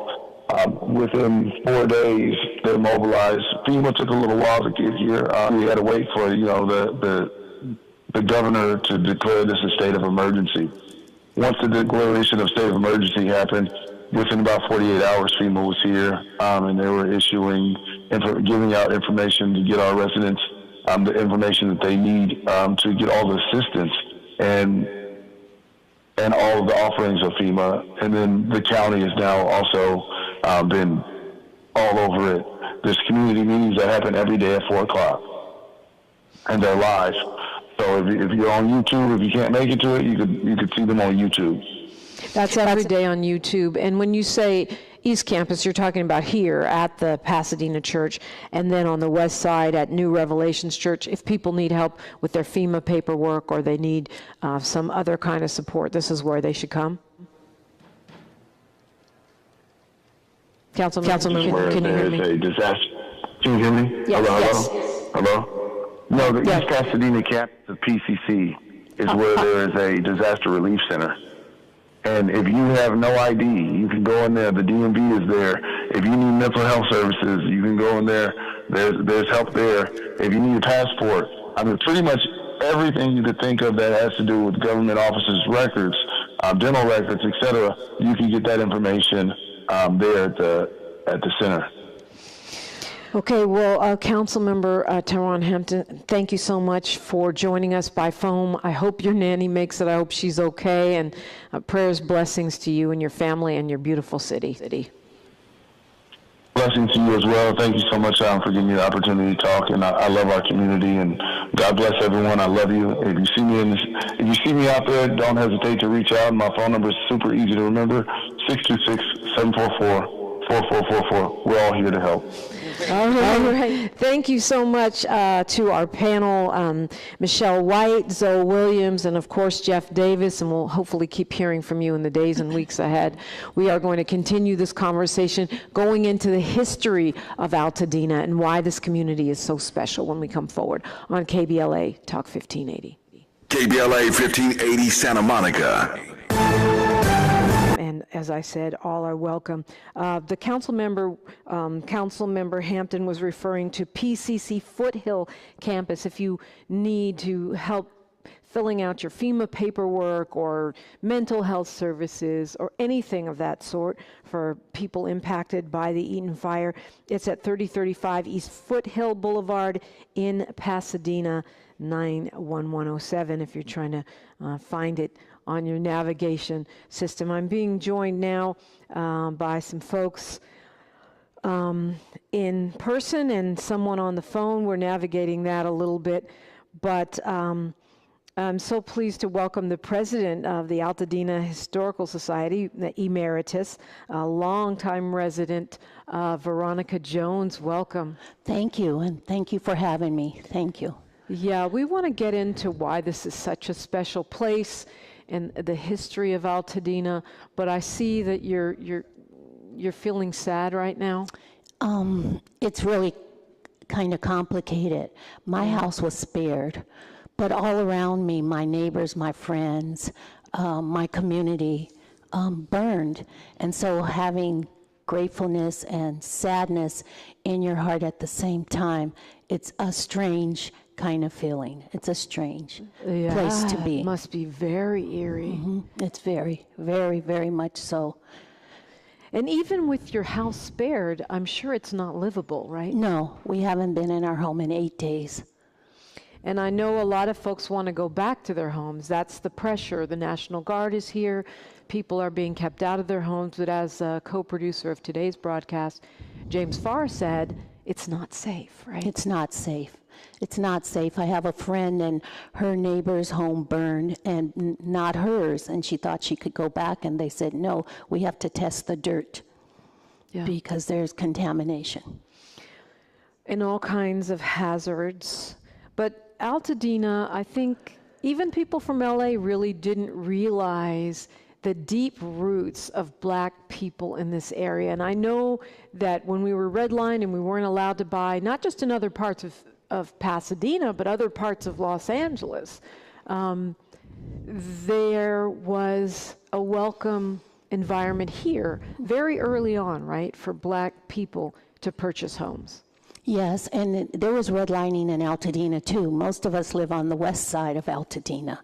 We don't live across lake, and living across lake happened very recently. Or you were very special and somehow sneaked over the red line. But blacks have been in Altadena since the 1800s.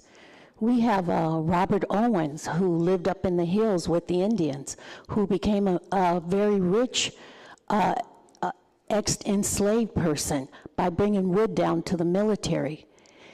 We have Biddy Mason, who was in Altadena, who now has a monument in LA, but she was in Altadena. I didn't know that. Of course I know about Biddy Mason, a woman who walked in Altadena. miles and miles and then became one of the first really wealthy, formerly enslaved persons. Exactly, and it's not documented, but the story is that she owned the land down at the Rose Bowl. Yeah, that's the story. Now, it's not documented. We don't have the proof. And we understand from what the story says is that she gave the land to the city. Well, that just seems suspicious to me, giving the land to the city. It was suspicious. It was a landfill. It was a landfill, and she owned it. And George Owens, who is on we have lots of trails in Altadena. The El Prieto Trail is named after him, the dark one, because he was up there with the Indians, and that's what they named the trail. And Prieto is dark in Spanish. Exactly. Yeah, so they named the trail after him, and that's what they called him, the dark one, and that was in the 1800s. Wow. So this is going back, I mean, this is pre-Civil War, obviously. Yes, we have Ellen Garrison Clark. She came from Concord, Massachusetts, and she was the daughter of slaves. And she came to Altadena to teach blacks to read and write, and it was illegal at the time that she came. She's buried in the Mountain View Mortuary in Altadena. So blacks have a long, deep history in Altadena. And it's starting to come to all of our attention a little bit more as a result of this tragedy, of this catastrophe. But I can feel it just in talking to you that there's a deep and grave sorrow about the potential loss of this historical legacy. It is, it's hard to even find the right word, and the words get scrambled in my brain with the smoke and everything else that's going on. But up until COVID, things weren't even documented at the Historical Society. COVID and George Floyd brought attention to the Historical Society that they weren't doing their job. They were not recording the history of blacks. They had the movie stars, Sidney Poitier and others that lived in Altadena, but they had not recorded and archived the history of blacks. So our mission has been for the last 3.5 years to get that history and to archive it and to have it so that it's there for the future. Because what the Historical Society is, it's not a museum, it's an archive. They archive the history and they have it there for others to come and research. For scholars and authors and the like. Also joining us right now, Vice President of Student Services, Enrollment Management, and Equity Initiatives at West LA College, but also an Altadena resident with deep roots here as well, Dr. William Sims. Welcome. Good morning. How are you? I'm blessed. How are you doing? More importantly. I'm doing well. I am and have been encouraged by my friends, my parents, my children, and the spirit of Altadena. This is a undefeatable community. I love that. Undefeatable community. Tell me about your roots and what's happened with you and your family in this fire. Our family has been in Altadena for the last 45 years, in really the central part of the community. And I was born in the house that burned 8 days ago. My brother and I were both born there. I'm sorry. We were raised in this community. I've had the pleasure of being of service to the community as a field rep for now Senator Adam Schiff, as the Neighborhood Services Director for the City of Pasadena, as the Dean of non-credit and off-site campuses for Pasadena City College, and participating in youth sports and leadership programming. My idea for serving the community is really rooted in many of the people I look out across this room and see. These are the people whose lives I model mine after, and my parents connected us intentionally to community. So, you know, I've tried to see this as a rebirth. When fire devastates a community, I think it can be destructive, but it can also provide the opportunity for a new day. And I'm taking this as a sign that it's my generation's time to step up and help rebuild, support our parents, support our neighbors, and help this community continue to heal. And I have examples of that, you know, whether it's Brandon Lamar or... Brandon Lamar, who's been mobilizing the community response. He joined me Monday on the show, and so many others. Yes. So, you know, seeing so many people step up and help heal our community, I think that's what gives me hope. Your family's okay? Everybody's okay? We are safe. We've been able to find temporary housing as we look for more long-term housing through Free from Hardship, helped us find an Airbnb. And then we were able to use the Airbnb vouchers to find a stay while we look for a longer-term stay as we start to rebuild. And even a local architect named Camille Jackson helped us with plans.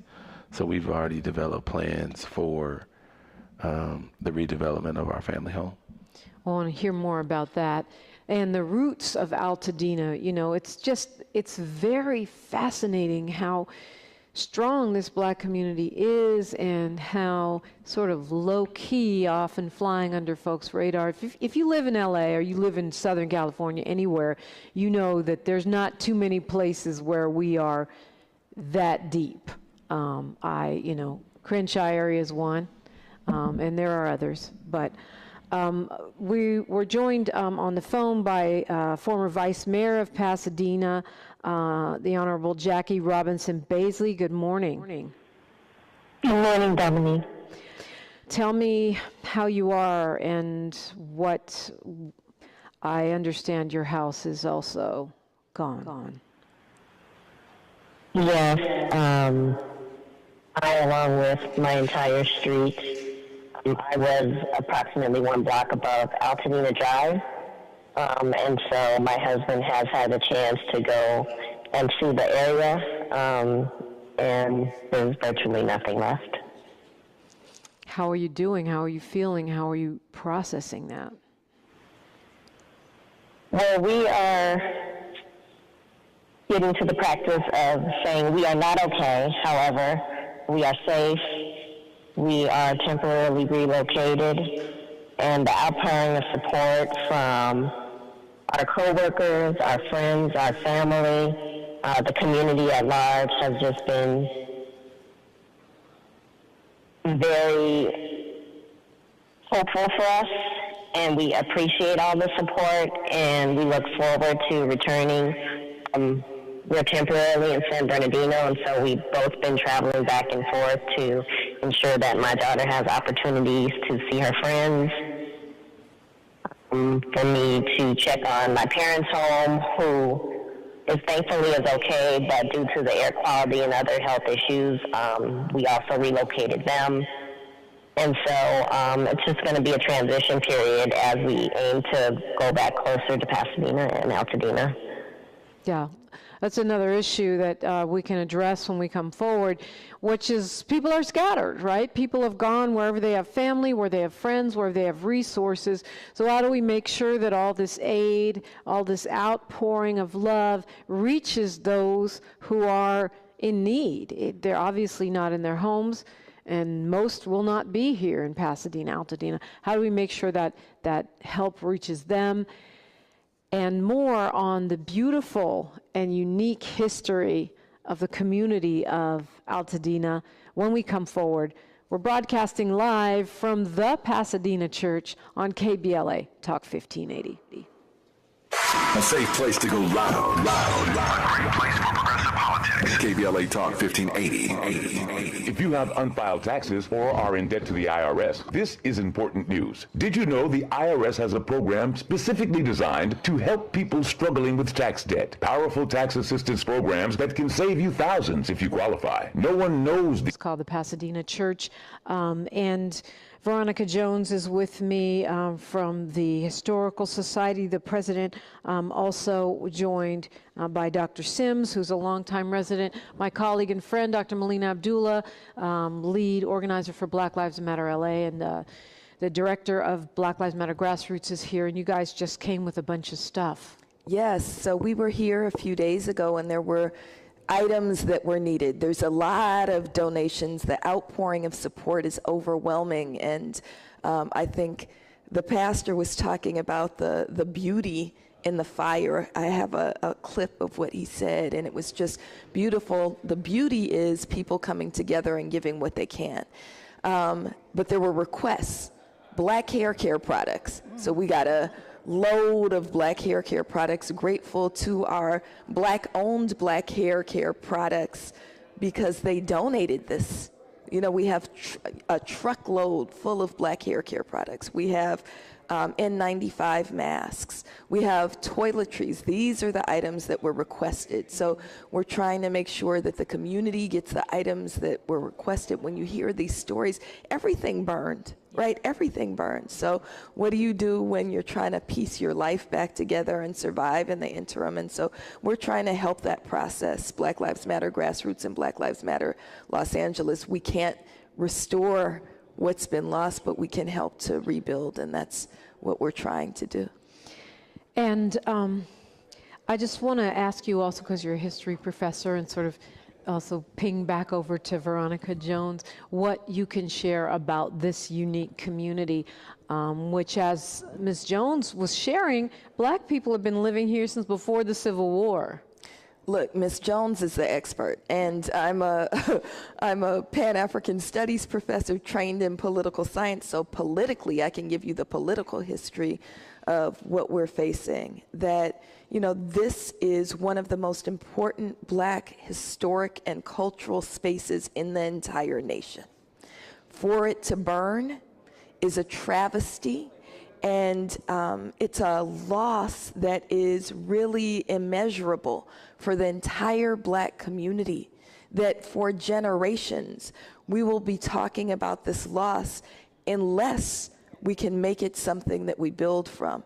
On my way in, I heard Brother Martin Gordon talking about bringing Altadena back Black, and I will say, I'll add an on it. Let's bring it back even Blacker and stronger, and make sure that we learn the lessons of Tulsa, learn the lessons of other Black communities that have been burned either by tragedy or by intention, and say we're not doing that. We have a different vision. We have people like Ms. Jones who are really grounded in history, but also the history of Black resilience and Black resistance. And I think that we can make Altadena, Pasadena, an example of what happens when we organize and build and intentionally preserve and grow Black community. Yeah, Dr. Ishelle Williams, who started off sharing her story with us this morning, who's a therapist, was talking about epigenetics and how this kind of burning down to the ground of our communities and the loss of our sort of fortresses of culture and love and fellowship is baked into our DNA, which is tragic and hard, but it also means that we fought back before, and we sadly were built for this. Veronica Jones, you are the expert. Tell us some more about what is special about Altadena. Okay, it kind of threw me off expert. I'm learning day to day. I'm learning with everybody else. So I'm just a soldier out there trying to dig up our history. But it's special that I know the person across from me. We're connected. I'm connected with the doctor here. I mean, this is Altadena. That's how the connection is. It's that everybody in the community is somehow connected. If I didn't know you, I knew your mother, or my brother played football with your brother. It's that kind of community that we all are connected.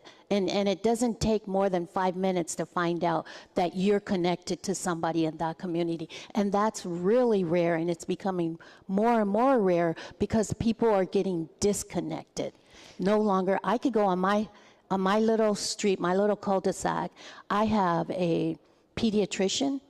I have my husband was a truck driver. We're retired now.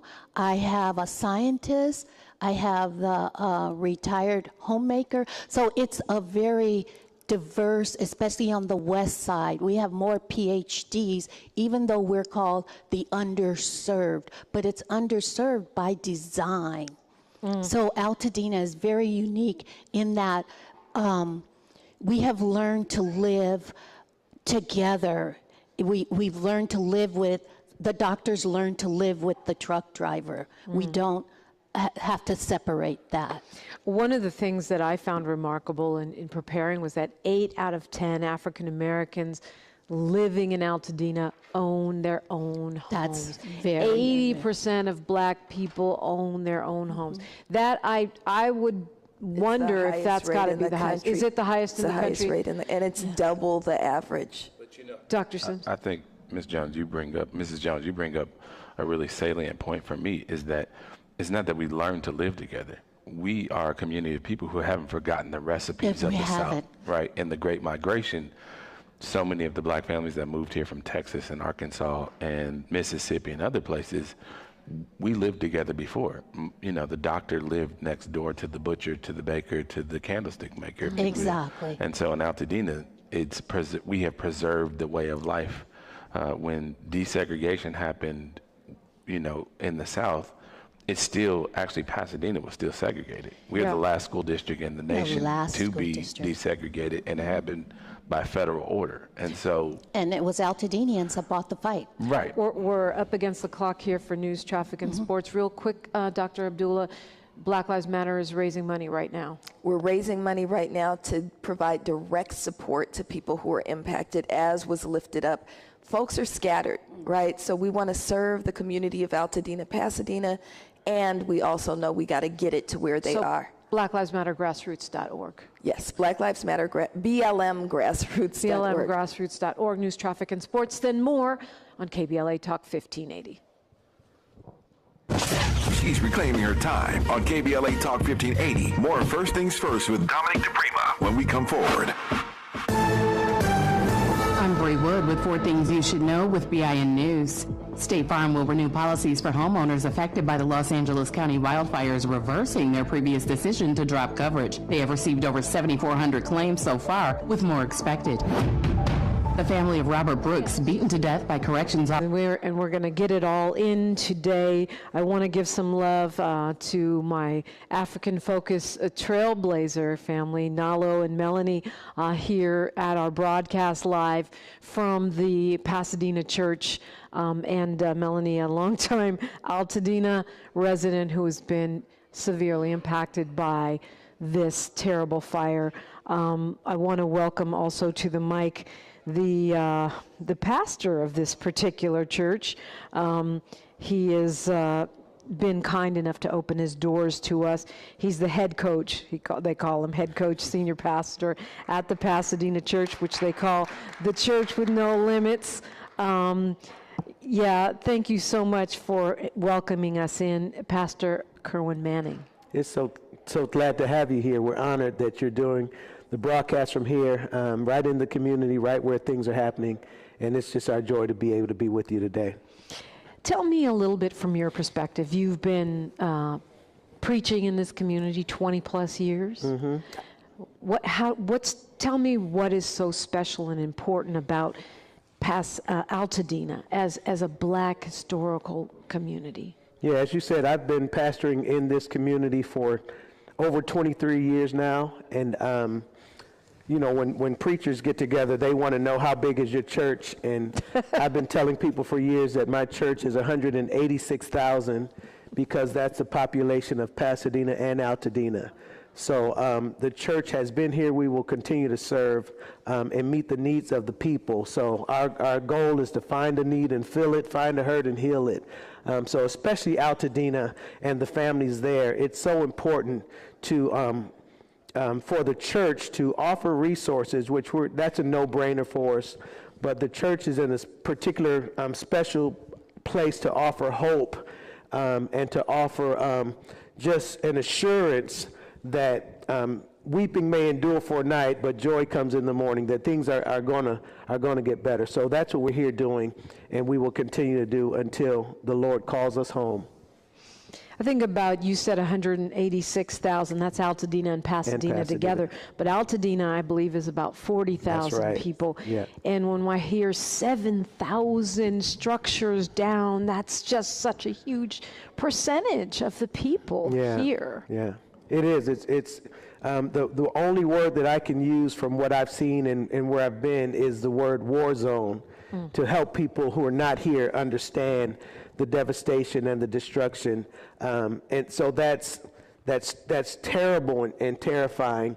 But we're believing that out of these ashes that beauty's going to rise. That's from Isaiah 61:3. It says that the Lord gives beauty for ashes. When I've read that scripture for years, but when you're in a different situation, it hits differently. You know what I'm saying? Yes. Just like a song. Like when you're in love and things are going well, that a song might pass across you. It sounds good, but you don't think about it. But when she breaks up with you, and then it comes back on. She used to be my girl. If I had a chance, I'd take her back. For a matter of fact, that song hits differently.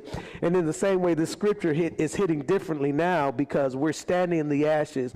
and we're wondering how can anything rise from this, but that scripture now becomes a promise that the Lord is going to provide beauty for ashes. So we're unofficially calling everything I do, I'm unofficially calling it Operation Beauty Will Rise, because we're going to see it, especially our Altadena families. I love that. Operation Beauty Will Rise. Yes. We have Vice Mayor, the former Vice Mayor of the city here on the phone, the Honorable Jackie Robinson Baisley. I'm so sorry for the impact on you and your family.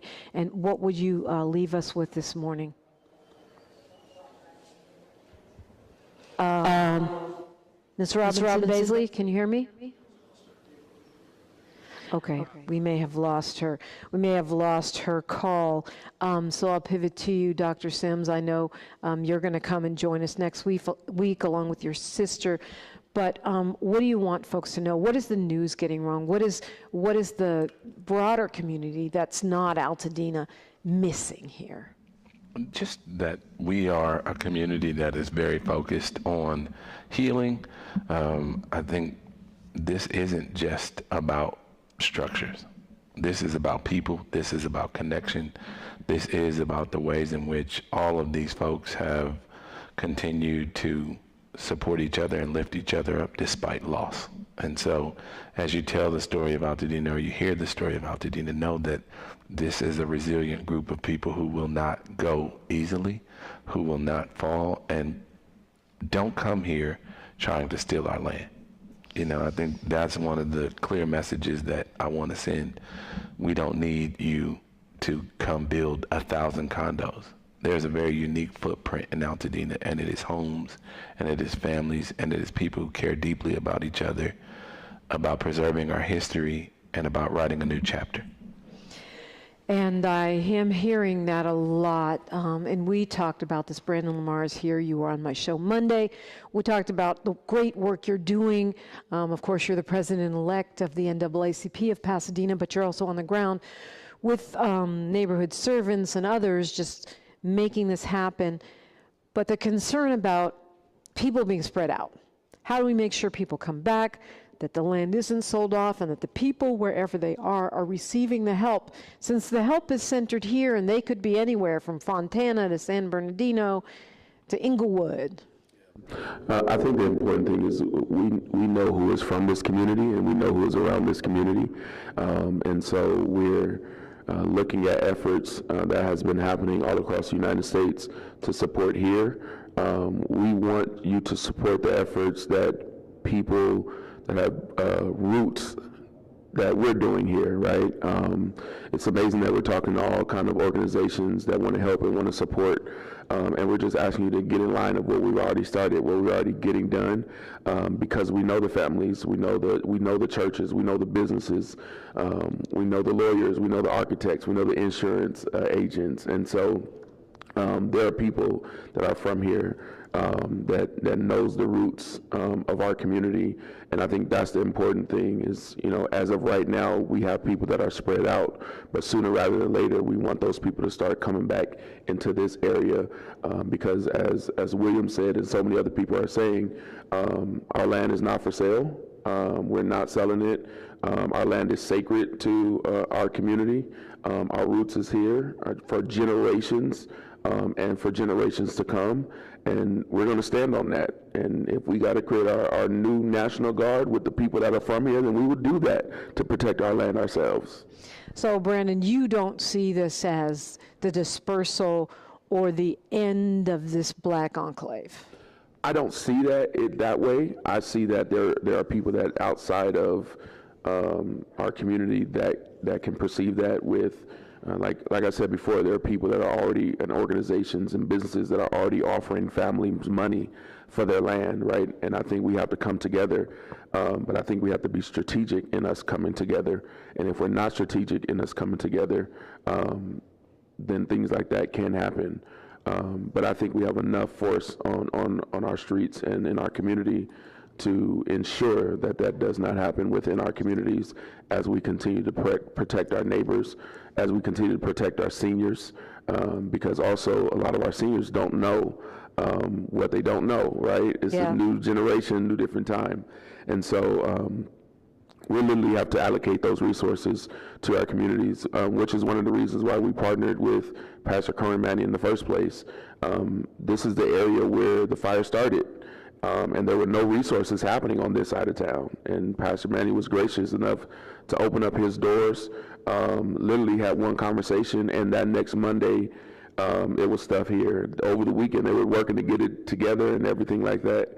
And so it's been a powerhouse. And that's what it's about. It's about collaboration. If you come here and think you're going to do something on your own, you might want to think again. But it has to do with collaboration within our community, and building those bridges and those gaps where they might be. I think, so what I'm thinking of also as I'm hearing you, Brandon Lamar, and also Dr. Sims, is it's also important to spread the word. We have to tell the people who are in Inglewood or San Bernardino or even the Bay Area, wherever they went for shelter, wherever they're staying with family, that they can come back here and get the resources at this church, at the Pasadena City College, and wherever else. There's one other location, right? Yeah, we're at the Flint Ridge Center and Pasadena Church here. And, those things are so important. Our families are coming back. Let me just say that we have families that have, at the end of the day, it was an emergency at that moment, and they needed to find somewhere to go at that moment. There were so many families that had to evacuate. Those families, a lot of them in the Pasadena area, are now back in their homes, and so we have some hotels that are opening up and Airbnbs that are opening up in this area. And so if you are in San Bernardino, Long Beach, San Fernando Valley, please come back home. There's space, there's room for you. We have people that are willing to help you even find hotels in the area and find housing in the area. And so you can definitely reach out to the Flint Ridge Center. We have active staff waiting to reach out to you, and also for you to reach out to them so that we can help you find somewhere inside of your community, because I think that's the important thing. We heal better when we're together. We don't heal when we're separated. And so we want our community to be here, where their family is, where their community is, because we know best what happens when tragedy strikes. Sad thing is we come together, but now we got to stay together. After the media leaves, after the volunteer leaves, after the funding leaves, and all those things, we have to continue to remain a community, and that's what we're pushing for at this moment. That's a great point. But KBLA, we're not leaving. We're going to be in this for the long haul. We will continue this conversation. We'll get an update on what's happening with the schools right now when we come forward on KBLA Talk 1580.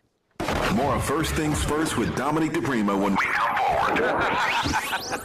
The Ignited Light program invites one and all to the 8th annual Dr. Martin Luther King Jr. Day of Service, January 18th, 9 a.m. to 1 p.m. at the Baldwin Hills Crenshaw Plaza. The spirit of Dr. King's legacy of service continues as local organizations come together. The drive-through food giveaway, free medical services, the Department of Children's Services offering employment opportunities, foster and emancipated females aged 18 to 26 can take part in the very special She Ready luggage giveaway on Saturday, January 18th, 9 a.m. to 1 p.m., Baldwin Hills Crenshaw Plaza. More info, visit adayon.org. Again, where are we with schools? My understanding is the ones that are not impacted will remain closed next week. Is that correct? We have just received a public health order for the city of Pasadena, and because of that, we are obligated to honor that health order, and we are obligated to comply with the health safety requirements to test, evaluate, and receive positive certifications before we can reopen schools. So the district is actively engaged in that process of trying to ensure that as quickly as we can meet the requirements under the new public health order by the city. So do you have any sense of it, a week, 2 weeks, months? I'll say the district staff is working aggressively to do all that they can to get students back on campus as soon as it's possible and it's safe. But we are prioritizing health and safety first and foremost. Of course, and there will be no pivot to an online class model? That decision has not yet been made. Okay. And what about mental health support for the kids? I'm so worried about the children right now. We have a robust set of resources on the district's website, which is pusd.us. On their Canvas and on the front page of the website, there are social emotional learning supports for students, There are asynchronous learning opportunities, but there is not a current expectation of students to engage in that way, because we do know that right now things are really difficult. People are just trying to put one foot in front of the other. And so we're trying to honor the human needs that people have right now to sort of stabilize themselves and not put the expectation on students to actually have to continue with their learning at the moment if they are not able to. And what about those teachers? We have so many employees that are impacted because people who, in the same way that Altadena is a community where people live here, work here, and have family here, the district is very much the same way. So you have folks who have their parents are here, their siblings are here, their cousins are here, et cetera, and they live and work in the district. And so when your system and your safety net is impacted, so if you lose your home, I would go to your house because you're my sister. She lives around the corner. She lost her home too. So I don't have anywhere to go. So we have so many employees and students that are in that same predicament where their whole family has been impacted in a way that we just can't even try to figure out how to comprehend that. So we're being as mindful as possible and as graceful as possible. Central office staff, it is maintenance and operations staff, it's teachers, it's principals, it's across the whole system that people that have been impacted by this fire and that are displaced and are trying to figure out what their next step will be. One of the things I haven't heard as much about, Pastor Manning, is a lot of people lost their businesses, and there's jobs that are associated with that. And the impact of jobs is much further and wider. What resources can folks look to and find regarding that if you're out of a job or your business is down? Yeah, this is where the power of community comes forward. We're going back. We have social media and we have all types of ways to communicate, but the good old word of mouth, one beggar telling another beggar where to find bread, and just getting the word out. When something's going on over here, we've got a trusted chain, a text chain that we're sending out to the 17 families of our church alone that have lost everything, while we continue to serve the community, and just, wherever it is, whether it's a job opportunity or for businesses to jump in and be a part of this. And when employment opportunities come, we'll be one of those spaces where people can get the trusted information to be able to help them get employment.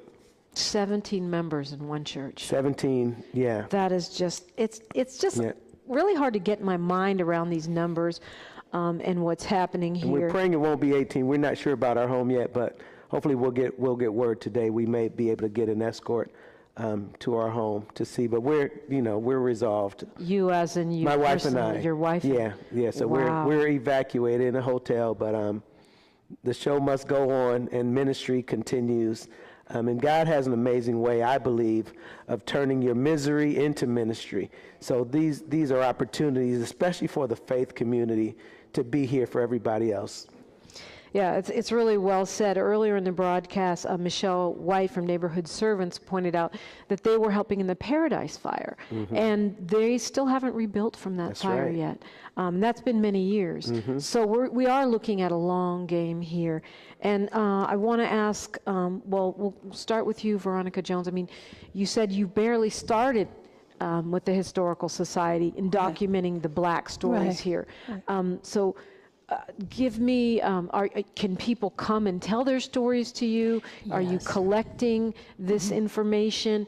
We're talking the long view back and the long view forward, the road ahead. Right, and we had just started planning our 90th anniversary, and part of that anniversary was to call in the community and get those old photographs in and photograph those families. And there's a book called Scenes of LA. It was going to be Scenes of Altadena, and we were going to document that. So what we're doing right now is we haven't been able to get back in our building yet to see what is still there, but what we plan to do is get funds to continue that program, to continue documenting, and even more so if people have photographs. We feel like the house is burned with those photographs in there. What are we going to do? Now we document the stories of those people. And I just want to address something you said. Really quickly, because we're almost out of time here. Okay, really here. quick. even though Altadena is this community, this vibrant black community, there is definitely a dividing line from Lake over to the west side. Now is the time for the politicians to step up and put that infrastructure in the black community. My beauty salon is gone. My yoga shop is gone. The coffee shop. To put the money that was promised so many years ago when they took away our building fund. They were going to do this big community building, and it never happened. Bring that money back. We need those services. We need those jobs. What a great challenge. Veronica Jones, and you reach out to the Altadena Historical Society if you do have some photos or some history. Pastor Manning, I'm going to give you the last word here. Words of comfort, whether it is that you want to share resources, whatever that might be. Yeah, I've been thinking through and praying through what is happening here, and I believe that crisis has a way of building a community even stronger. As an African-American preacher, I got to put it in an alliteration, but I've just been sharing with people that crisis causes clarity. When we had to flee, I didn't go for my Jordan collection. I was just trying to get some shoes to run out. Crisis also cultivates community, what you're seeing here on the ground and at other sites. Communities come together. Nobody's asking your political affiliation. Nobody's asking your gender. Nobody's asking all of those things, because the only thing that matters is that community is serving community. The common denominator is the hurt and the pain. Crisis also creates a chance. We've seen that just from day one. The chance or opportunity comes in two forms, either good or evil. The evil, while we've evacuated, there's folks looting our homes. But the good is that we've got the community serving those who've lost everything. And I believe with all of my heart that good wins. Good wins. And the good that's happening here is going to create and bring the eyes of the world back to Pasadena. Just a few days ago, they were watching the Rose Parade and the Rose Floats and the game. I'm a Buckeyes fan too, so don't hate on that. But then a few days later, they were watching the devastation. Yes. But out of the ashes, they're going to turn back. And in a few days, weeks, months, years, they're going to look at Pasadena and Altadena especially and say, oh my goodness, look at the beauty that has come from these ashes. Pastor Manning, again, thank you for welcoming us into your church. We are passing the mic to Tavis Smiley. He's got a great show on deck for you. I'm going to steal a phrase from Pastor Manning to close. He says, crisis causes clarity. Like my mama used to say, history is now, and we are making it together. Altadena strong. Until next time, one love. Santa Monica. I'm Bree Wood with 4 Things You Should Know with BIN News. State Farm will renew policies for homeowners affected by the Los Angeles County wildfires, reversing their previous decision to drop coverage. They have received over 7,400 claims so far, with more expected. The family of Robert Brooks, beaten to death by corrections officers in upstate New York, is suing. Body camera footage shows officers repeatedly punching and kicking him while restrained. I like the car. How long have you been a rideshare driver? About 3 years now. I really enjoy it. Isn't it hard to make money these days with the price of gas being so high? Not for me. I use Upside, the free app that gives you cash back for every gallon of gas you buy. Wait a minute. Are you saying you actually get real money back when you get gas with the Upside app? Yep, I get real cash back. If you love to travel, Capital One has a rewards credit card that's perfect for you. With Venture X, earn unlimited double miles on everything you buy and turn everyday purchases into extraordinary trips. Plus, receive premium travel benefits like access to over 1,300 airport lounges where you just check in and chill out. Open up a world of possibilities with Capital One. What's in your wallet? Terms apply. Lounge access is subject to change. See CapitalOne.com for details. And the top-rated African-American talk show host in the nation, according to Talkers Magazine. Get tapped in with Tavis Smiley right now. Tavis Smiley and Dominique DiPrima, who's the host of First Things First on KBLA Talk 1580 here in Los Angeles.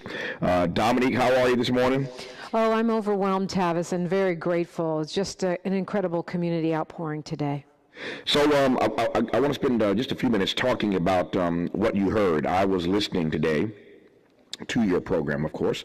An amazing job, first of all, to you and the team out in Altadena, to you and the entire team, you and you and Mike and Charlotte and Sky and all of our team. I thank you, Brother James, who helped out in producing your show today. So I'm grateful to all of you for being there and doing such an amazing broadcast. What makes it amazing for me is that this Black Talk station had a chance to allow these black folk who've been impacted by these fires to tell their own stories. There's nothing, as you know, being a media personality for many years, there's nothing as you know, like people being able to share their own stories in their own voice. And I was speaking of impacted, I was more than impacted in your first hour listening to the stories of these persons who lost everything. The brother who was awakened at 3 a.m. in the morning, as he put it, by not his better half, but his best half, who was on travel.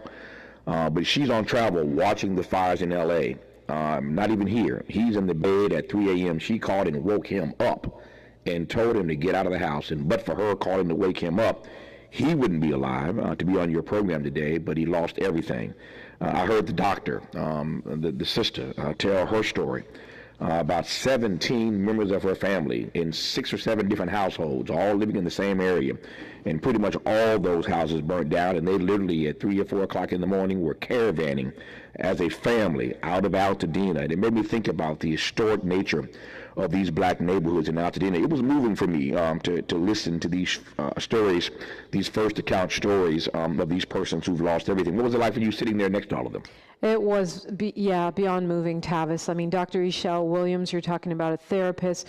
6 of her family homes were destroyed, down to nothing. And I had the opportunity sitting next to her. She passed me her phone, and I was looking at the pictures. And something about seeing it on a personal phone where it took me to how it would feel to go home, and there's nothing left but one wooden board with your address, and everything else is in ashes, and your chimney, and that's it, nothing else left.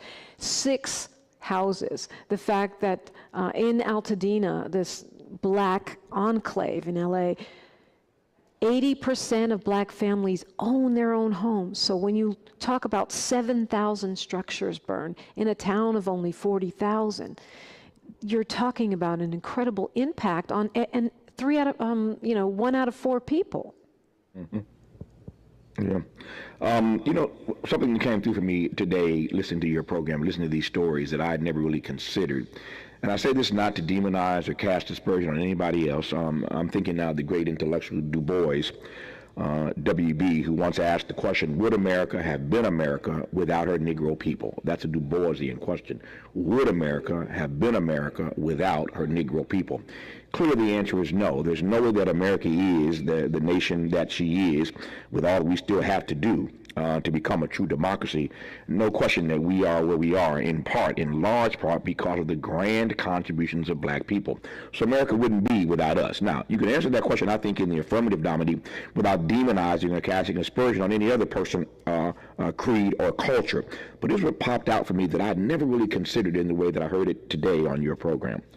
When we hear and watch the news and these stories about the Pacific Palisades or Brentwood or Malibu or the Hollywood Hills or other parts of Southern California that were also not spared by these wildfires, we hear the term neighbor. And neighbor is it's a great word. I mean, I hope I'm a good neighbor to my neighbors, and I've got some good neighbors that have been kind to me, but that word neighbor is a good word. But today, what struck me was that in Altadena, these people don't consider each other as neighbors. It's family. It's a community. And that is the best of the black tradition. And that, for some reason, listening to all these people tell their stories and listening to you explain and introduce people, everybody in Altadena pretty much knows everybody. I mean, we joke about the fact that white folk think we all know each other. We really don't. But in Altadena, it seems like it really is the kind of family, the kind of community. These folk have been there for generations, and that popped out at me today in a way that I never considered it. There's a distinct difference between just being a neighbor, which is a beautiful thing, versus being a community, Dominique. Yeah, and being a family. You mentioned Martin Gordon, who had been living in his home for 50 years in Altadena, 50 years. This man is a member of the Black Panther Party, longtime community activist, and this is a man, you said, his best half, as he calls her, woke him up out of his sleep, and he fled, and literally minutes later, his home was consumed by fire. Everything, including all of this history, right, of the Black Panther Party, of his community activism in Altadena and the Pasadena Community Coalition here. And you're right, people we had booked to do this show that we didn't know knew each other. And this one's my cousin, and that one's my neighbor, and I grew up with this one. It's an incredible web of family. Yeah. The other thing that hit me today in a way that I had not processed it heretofore, that's why it's important to get out of the studio sometimes and go to the people and let the people see you and let them know that you see them. But most important, to let them tell their own stories in their own words. What I resonated with today in a way, again, that I had not heretofore, is that, to your point about Mr. Gordon and even the good doctor, there's so many people who have lived in Altadena, not just for years, but again, for generations. But for those persons who are, as I like to say, more chronologically gifted, I don't want to call them old, but they're more chronologically gifted, because with that comes a great deal of wisdom. We heard a lot of that on your program today. But for those who are more chronologically gifted, it begs the question, do I rebuild? I'm trying to juxtapose two things, Dominique. On the one hand, not wanting the interlopers to come in and to take this precious land and to turn it into whatever they're going to turn it into, and to buy this land for pennies on the dollar from these black folk who've been there for years. I want to ward against that, and I'm glad that you talked about that. I'm glad you had Jeff Davis, as I recall, on talking, giving some great advice about what to do in terms of your insurance policies, et cetera, et cetera. So a lot of good information came through the radio today, courtesy of your program and your guests. But I'm thinking of these senior citizens, and this question of whether or not to rebuild. If you're again in your 80s or even near your 80s, and you know it's going to take you, I was talking to somebody from FEMA the other day, it's going to take you minimum 3 years. This is what they're telling the good white folk in the Palisades and in Malibu. Minimum 3 years to rebuild your house. That's in those neighborhoods. You know the red tape that Negroes have to go through. So if they're telling the good white folk 3 years, God knows how long it's going to take to fight with your insurance company, et cetera, in places like Altadena, which begs the question, if you're a person of a certain age, do you want to rebuild? I mean, do you want to spend the next few years of your life going through all the drama of dealing with, I've been there, dealing with contractors, et cetera, trying to rebuild, which begs the following question, which is, if you're not going to rebuild because you're a person of a certain age, all that history is lost, that land is sold, what happens to these historic black neighborhoods, if any of that makes sense to you? It absolutely does. You mentioned Jeff Davis. He's created something called Alta Pass Claims to help people deal with just those kind of questions. And I love the way the insurance community, black folks, are actually mobilizing. What he was suggesting in a situation like that is maybe that chronologically gifted elder takes the insurance money that would have paid for the home, for the replacement of the home, takes that money and goes off to the sunset, finds themselves a place, and then gifts the land to the next generation and lets the next generation take a loan against the land to rebuild a home there. So that way it stays black, you continue to pass on that generational wealth, but that elder, that chronologically gifted person, has the nest egg that would be the insurance money for the rebuilding. So the rebuilding happens with a loan instead of the insurance, and the land stays in the family because we know land is key. Yep. Speaking of the ecology now, just watching my time here, I heard you say when you came on the air today that on your drive out, it was abundantly clear to you that you were getting closer and closer to ground zero, as it were. Our studio is in Leimert Park. For those who know anything about Southern California or know about LA, we are in Leimert Park. And for all of you who are still texting and calling and writing, I appreciate it. Yes, we are okay where the studio is concerned. Everybody on my team, is okay. One of my colleagues here at the station in LA, Zoe Williams, was on with Dominique today. There are two of his family members, two brothers, in fact, who are still missing. And Zoe, I can hear the pain in Zoe's voice talking to Dominique about his being out there. Again, he was on Dominique's show today and was leaving the show, or will be leaving the space to go to shelters again today with his family members, trying to locate his two elder brothers. And so there are people who are still searching, but I heard you say that on your way out, you could tell you were getting closer to ground zero because from Leimert Park, Dominique doesn't live, I'm going to give you her address, but I know she doesn't live too far from this studio. So she had a nice haul to get out to Altadena, but I heard you talking about as you got closer, you could see in the skies, you could smell the smoke, you could tell from Leimert Park to where you were headed in Altadena, Pasadena area, that you were getting closer to ground zero. Describe that for me, what that felt like, knowing and just being able to sense, feel, and smell that you were getting closer to some kind of devastation. Yeah, because when these fires broke out, you could smell it and feel it really in the Crenshaw district where we are. But now it's subsided somewhat. The winds have blown. Yes, we still have ash on our cars. We know there's fires. But as I got closer and closer to Altadena, I started to smell those smells of the first day, and they're very strong. You start to see the gray in the sky. And when I got out of the car, my eyes started to water the way that they did the first day, and I immediately reached for my mask because you know that those toxins are thick in the air. And it just reminded me of how much more challenging this is, whether they're older folks or kids. You know, they're living in this impacted area, and it is still, I mean, yes, the containment is up to 55% today, which is great news, but it is still very much an active crisis. That is good news for those around the country listening. The Eaton Fire up to 55% containment today, so we finally crossed over 50%. So that fire, we're into week 2. This broke out last Tuesday. Today is Thursday, so we're into week 2, and these fires are still not out. But it's good news. It's a blessing to hear that the Eaton Fire is 55% contained today. I was listening again as you were talking to Brother James, who we again thank for helping to co-produce on site today, this live remote from the Altadena, Pasadena area on Dominique's program. Listening to him say that yesterday he had an official drive-through with one of these agencies, and so he was able to get into the Altadena area to where these black communities have been burnt out to see firsthand, up close, the devastation. And I heard him sharing with you today that, and this is my phraseology, not his, that he would not necessarily advise people to go back. They want to go back. They want to see, their place. But he said there's literally nothing there.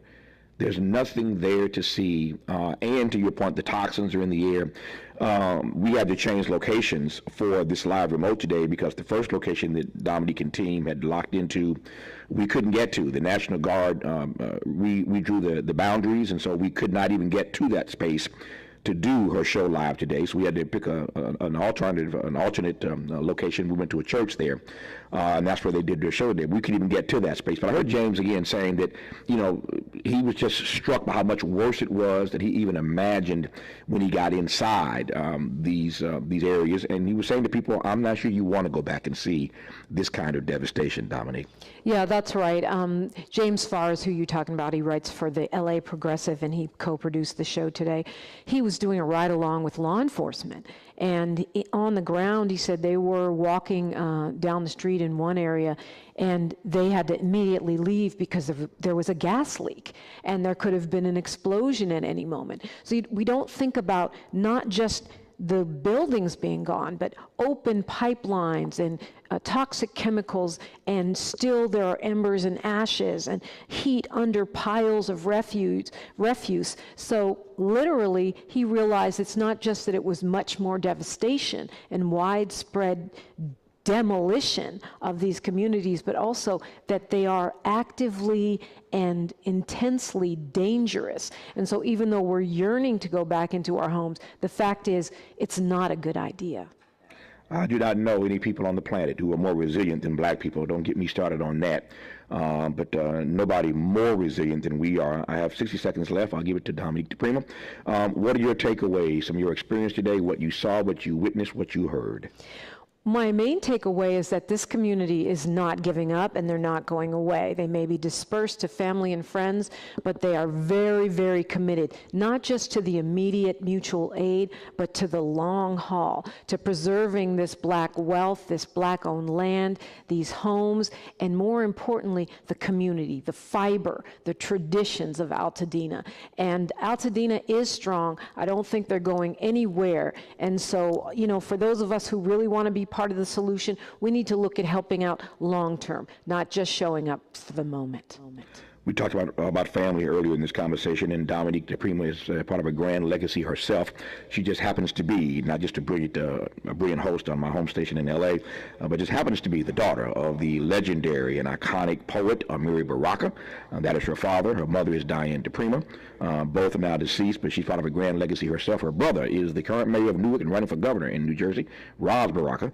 But we are honored to have her as our lead host every day here in LA on KBLA Talk 1580. Her program is called First Things First. Her name is Dominique DiPrima. Dominique, thank you for an amazing show today, full of information. I'll see you when you get back to the studio. Thank you for your time. Thank you, Tavis. Thank you, Tavis. More of Tavis Smiley when we come forward. This is getting good. Yeah, man. Tavis Smiley continues when we come forward. Progressive presents Renter's MVP's Most Valuable Possessions. Today's MVP, Tom Kelly's carbon fiber mountain bike. Because more than riding his carbon fiber mountain bike, Tom loves telling people about his carbon fiber mountain bike. Friends, family, even a local barista knows about his carbon fiber mountain bike. And that's why Tom's carbon fiber